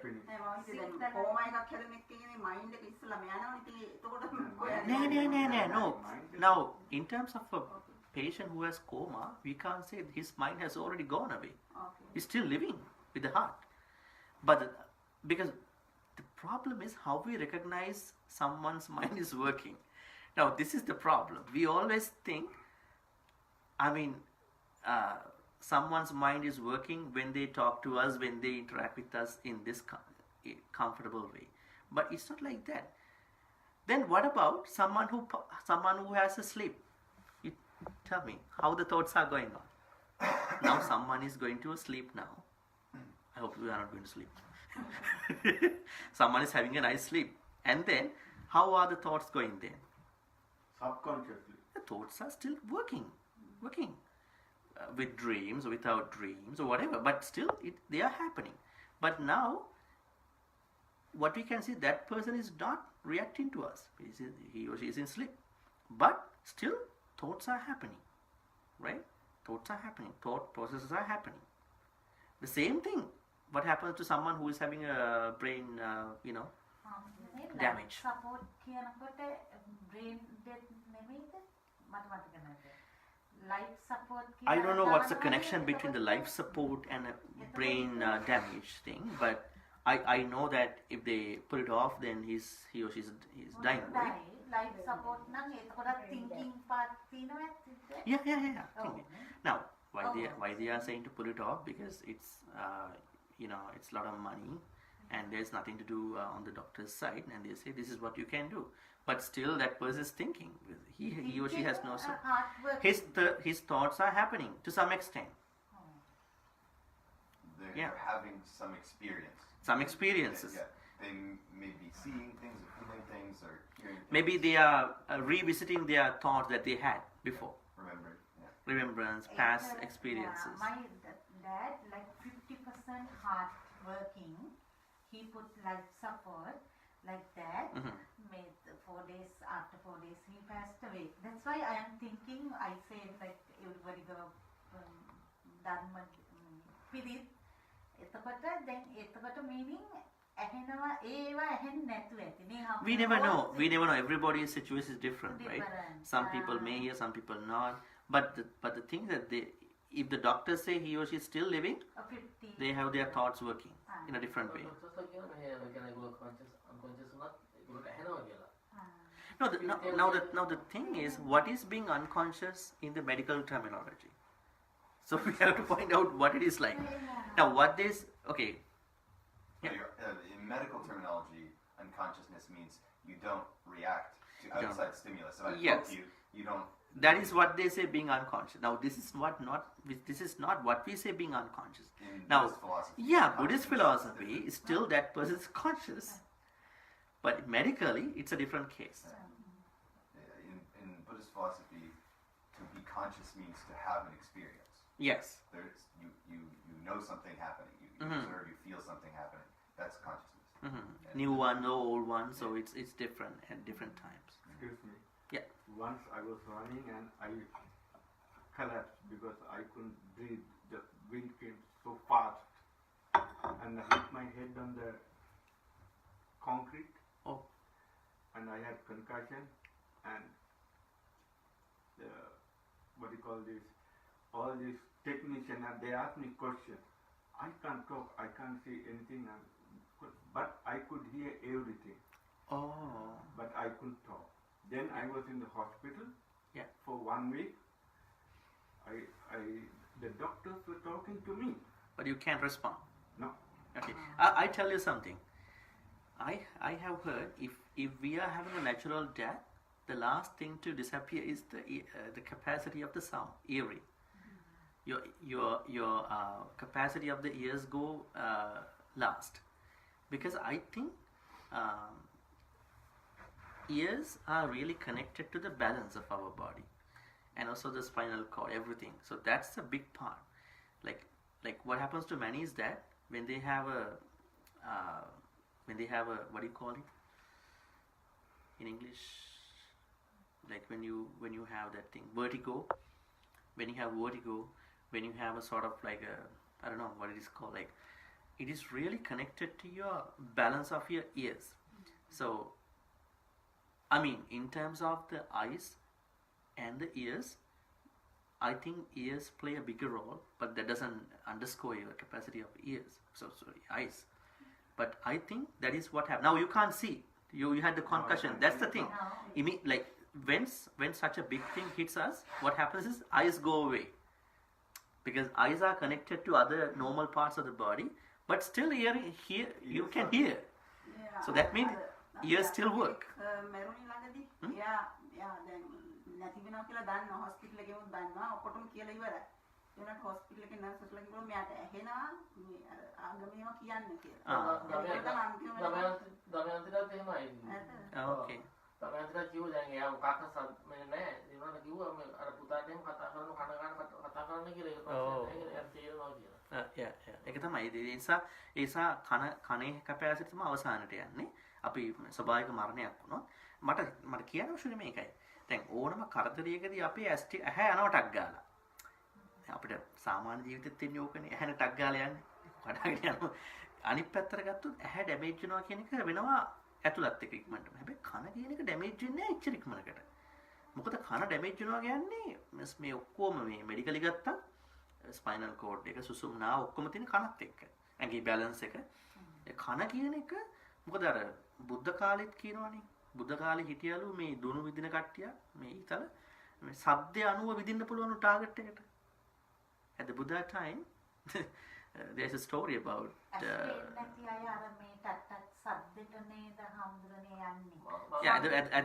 the Buddha's time there was a group of people called Saddhavedi. They were they were how are they called?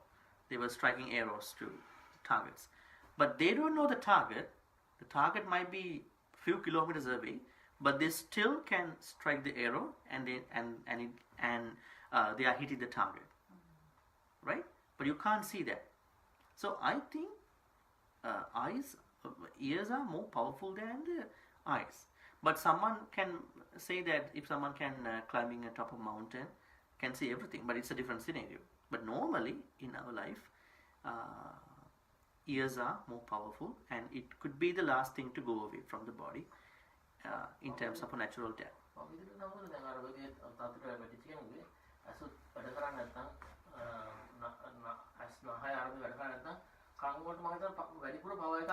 ඒකත් එහෙම වෙන්න පුළුවන්. ඔව්. මොකද දැන් මේ ඇඟ කියන එක හැම වෙලාවෙම බැලන්ස් වෙන්න ඕනේ. ඔව්. දැන් ඒක අපි අනිත් ජීවිතවලත් අපි දැන් ලෝකෙත් දකිනවා නේද? දැන් හැම තැනකම මේකේ තියෙන්නේ සමබර භාවය. නැත්තම් මේවා පවතින්නේ නැහැ කිසි දෙයක්. ඉතින් දැන් ඒකනේ දැන් අන්ධ කෙනෙකුගේ අනිකුත් ඒවා හරි ශක්තිමත් නේ. ඒ ශක්තිය අතන්ට යනවා. නේ. මේ ඉතින් ඒ වගේ දේවල් තිබෙනවා. We have another 15 minutes, so then we can continue discussion. Yeah. දැක්කා ජපාන් මිනිස්සුගේ අත් දෙකම නැහැ. එයා දූත ඇඳුම් අඳින ඔක්කොම කරනවා. ඊළඟට එයාගේ අම්මට මම දැක්කා ඉදිකට්ට මෙහෙම කකුලෙන් අල්ලගෙන අනික කකුලෙන් මෙහෙම නූල දානවා. ඉතින් එච්චර දැනුමක් එන්න අන්න ඒකයි. හැබැයි ඒක මම කරන්න බැරි අර කකුලෙන් කොහොමද කරන්නේ? මම හිතන්නේ දැන් අපි මම හිතනවා අපේ ඇඟ දැන් අපිට ඔක්කොම හොඳට තියෙනකොට ඔය යගේ තේරෙන්නේ නැහැ. එහෙම නැත් තියෙනවා. දැන් මොන හරි සිද්ධ වුණාම තමයි අපේ ඇඟ he was discussing sharing with us about when someone is losing one sense, the other other sense gets stronger. gets stronger. Yeah. So then how does that happen, so that phenomenon. Yeah, ඒ නිසා මම හිතනවා අනිත් පැත්තට අපි මේ ඇඟෙන් ප්‍රයෝජන ගන්න නැහැ කියලා හරියට. ඒක තමයි අන්තිමට ඔය අර්ථය අපිට කියන්නේ. මොකද අපි හොඳට තියෙනකොට අපි ඔහේ ඉන්නවා. අපිටත් ඒක අගේ දැනෙන්න කමක් නැති වුණා. දැන් අර වගේ කෙනෙකුට කකුලෙන් මේ මහපට ඇඟිල්ලනේ දාන්නේ. ඒකෙන් ඉන්දිකට්ටර නූල දානවා. අපේ කට්ටියට ඉන්දිකට්ටයි නූලයි ඔක්කොම දීලා මහ අවුවේ දාන්න බෑ. ඉතින් ඒ කියන්නේ මේකේ මොනවද? ඒවට තරගක් තියෙනවානේ. ඉන්දිකට්ටට මොකද්ද? නූල දාන ඒවා. ඒ කියන්නේ මේ මට්ටමටත් බැරි වෙනකොට අර කෙනෙක් කකුලෙන් දානකොට නිකන් ලැජ්ජ වෙන්න ඕනේ. And she all the subjects A grade. Yeah. I saw on Facebook. And doesn't have hand. With the feet, she did everything, ඒක තමයි ඒ හැකියාව එහෙමයි. හරිම interesting. මට හිතෙනවා I think we don't increase our capacity. I mean, all the capacities we do have, but when someone is losing one of them, that person does better than us. මම හිතන්නේ සම්පූර්ණ ඒ වගේමයි තමයි මිනිස් මොළයටත් දැන් අපේ මොළේ වුණත් දැන් හරියට ෆන්ක්ෂන් එනවා නම් මම හිතන්නේ ගොඩක් දේවල් දැන් බුදුහාමුදුරුවෝ සම්මා සම්බුද්ධ කියන බුදුහාමුදුරුවෝ හොඳටම මේ මොළේ ක්‍රියාකාරීත්වය සම්පූර්ණ වෙන නිසානේ. ඒ වගේ ගොඩක් දේවල් ගොඩක් කට්ටියගේ ඒ කියන්නේ අවයවවල වලින් එච්චර ප්‍රයෝජනයක් කියන්නේ ඒක පාවිච්චි කරන්නේ නැති නිසා තමයි. Then now I don't know in what do they talk about in the medical science. They say physics or medical science, I don't know.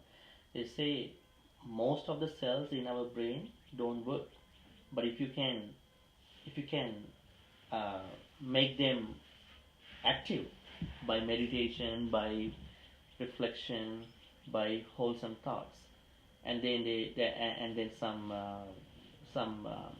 some scholars and non-scholars trying to make an argument saying that Buddha's brain, they can see a cross-section of the Buddha's brain, most of the cells of that brain may have been active. Because one can say maybe it's part of the karma. But I mean, if you can really see someone who is really happy, someone who is really expert in some other fields, they may have a difference in their, extension of the cells, compared to a normal person like us. දැන් ඔය බුදුහාමුදුරුවන්ගේ හෝ ඒ වගේ අයගේ දැන් මෑතක මම දැක්ක අර ලෝකේ සතුටුම මිනිස්සයා හොයා හාමුදුරුවමක් න්යාවේ කතාවක. එයාගේ MR එකක් වගේ අරන් බලනකොට සෙල්ස් එයාගේ ගොඩක් වැඩ කරනවා. ඒ කියන්නේ අපි වැඩ කරනවා කියන්නේ අපි ඒ සෙල්ස් නිකන් දැන් නෝමලි වැඩ කරන ටික තමයි අපි ඔක්කොටම තියෙන්නේ. ඒවා භාවනාවෙන් කුසල් වලින් දියුණු කරගත්ත කෙනාගේ තව ප්‍රමාණයක් වැඩ කරනවා. අන්න දැන් ඒක බලන්න පුළුවන්. දැන් මේ අපි මොනවා කිව්වත් අපේ ඒ වගේ තැනකට ගියාම බලා ගන්න පුළුවන්. ඉතින් ඒතකොට මේ බුදුහාමුදුරුවෝ රහතන් වහන්සේ කෙනෙක්ගේ තියෙන මනෝභාවයන් ඒවා ටෙක්නිකලි වැඩ කරන්නේ සෙල්ස් එක්කනේ. අපි කියන්නේ මොනවද ශෛල මොලේ ශෛල කියලා කියන්නේ. ඔය ශෛල ගොඩාක් වැඩ කරනවා. දැන් ඔය මොකද්ද ඩිමෙන්ෂියා වගේ දේවල් වල කියන්නේ මොකද්ද? It's an inflammation of the brain chemicals නේ. brain එකේ වැඩ කරන chemicals වල inflammation එකක්. ඉතින් ඒ කියන්නේ මොකක්ද? ඒ කියන්නේ මේ දැන් භාවනාව වගේව හරි අත්‍යවශ්‍ය mindfulness වගේව. මොකද දැන් වයසට යනකොට එක පැත්තකින් ඒවයි තියෙන chemicals යන ප්‍රමාණය අඩු වෙනවා. ඒක තියෙනවානේ ගොඩක් ඔය neurotransmitters කියලා මොනවද ඔය dopamine අරමේ. ඒතකොට දැන් අපි සතුටු වෙනකොට සමහර ඒවා අඩු වෙනවා. stress වෙනකොට මොනවද ඔය මේ මොනවද මට මතක නැහැ නම. What are the stress busters? What are the neurotransmitters that increase the stress? dopamine. I don't know what. Yeah, cortisol. Dopamine. So dopamine get increased. The more you stress, the higher is your amount of dopamine. But what about cortisol? I don't know. There are different names. Some neurotransmitters getting increased. That means now they say dementia is an inflammation of the neurotransmitters. So your chemicals of the neurotransmitters getting inflamed every day, right? So I'm trying to make a point, thinking that if you are trying to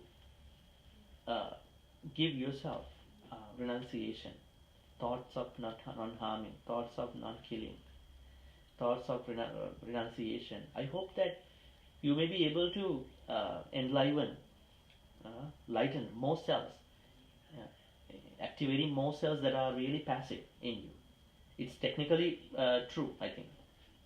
The only thing is that you never see unless you're getting an MRI, right?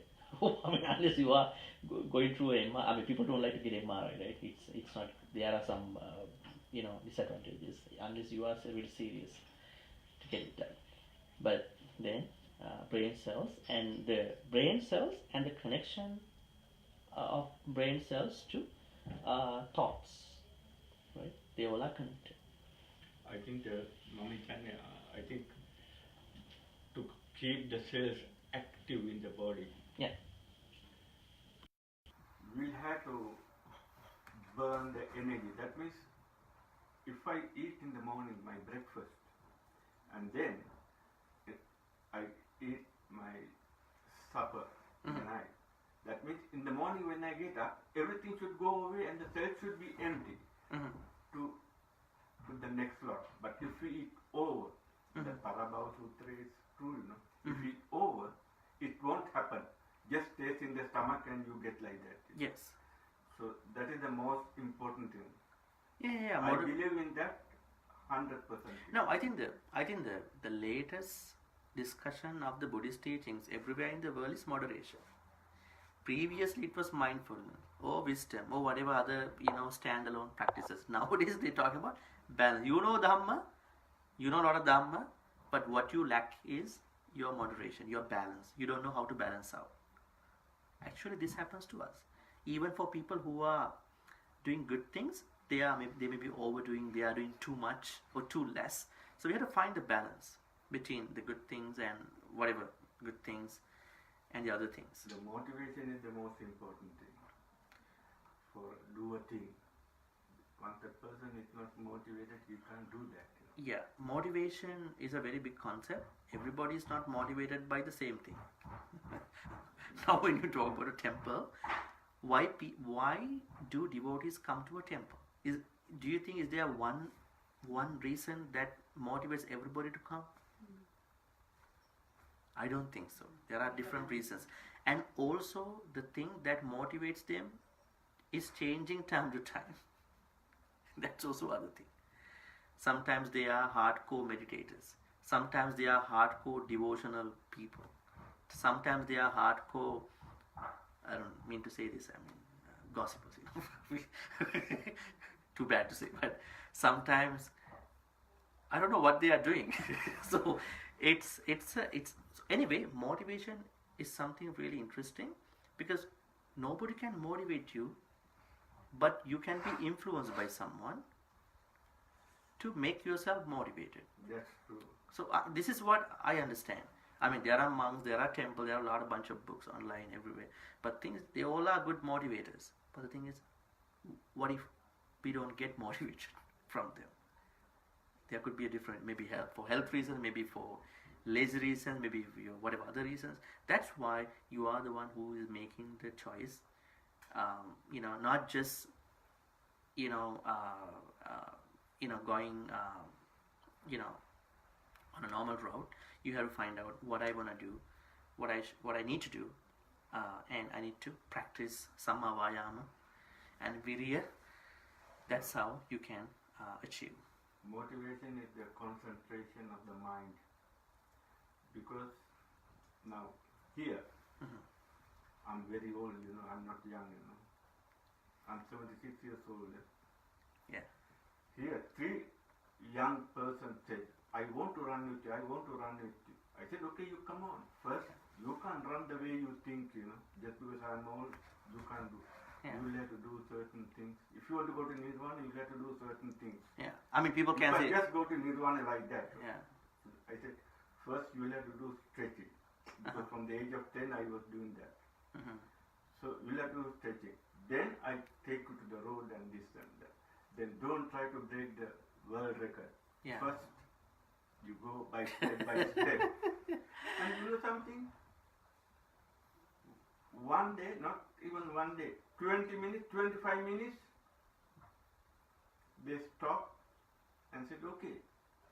Next day, I asked, why don't you come do some stretching and come and run with me? Oh, my trapezius muscles are pain. At that point, you need to say, resume. Resume. But I went to Sri Lanka and I trained my nephew. Okay. I said, look here, now the people couldn't do this job. I want you to do this. There are a lot of things you will have to do. You will have to get the mind perfect to do this job that you can't do. You can't think of money. You can't think of job. You can't think of children, wife. Remain nothing, properties. Just concentrate at this. Because once you lose the concentration, you stop. After that, you are dead, finished. Yeah. So you will have to do this one. You will have to grow up everything on this one. This mind concentration. Then only the body works. Yeah. If your mind is not working, the body doesn't work. It's true. It's true. So then I trained him and he took my things. And then today he runs half marathons, everything. Only one person who I could train. Others, they come. That's why everyone is different, So then everyone doesn't take that motivation the part. most important thing. Yeah. And motivation is for the training of the mind. Because you have to let your mind free for those motivations too. Let's say you are with a lot of people who are inspiring you, but what if you don't get inspired? What if you don't like to get inspired? You are with a good person, you are with a very inspiring person, right? So what if you don't let yourself get inspired? So see, these are practical issues. Anyway, so we need to wrap this up, the discussion. So we'll recite the Akasattha Bummata to wrap this up. Akasattha Bummata Devanaga Mahintika Punyantang Anumuditva Chirang Rakkantu Lokasasanang. Akasattha Bummata Devanaga Mahintika Punyantang Chirang Rakkantu Desanang. Akasattha Bummata Devanaga Mahintika Punyantang Anumoditva Chirang Rakkantu Mang Paranti. May all the good karmas we've been collecting by engaging in the Dhamma discussion, listening to Dhamma discussion, sharing Dhamma discussion. This was a supportive environment. Everybody, gave their opinions, about Dhamma. So that's what we call this supportive environment. That's how we learn Dhamma. And then may all these good karmas help all of us to attain the supreme bliss of Nibbana. Sadhu, sadhu, sadhu. Inan දැන් අපි tea break එකට යනවා. 3යි කාලට විතර අපි ආයෙත් පැත්තට එමු. So take the tea, time for a tea break and come back around 3:15.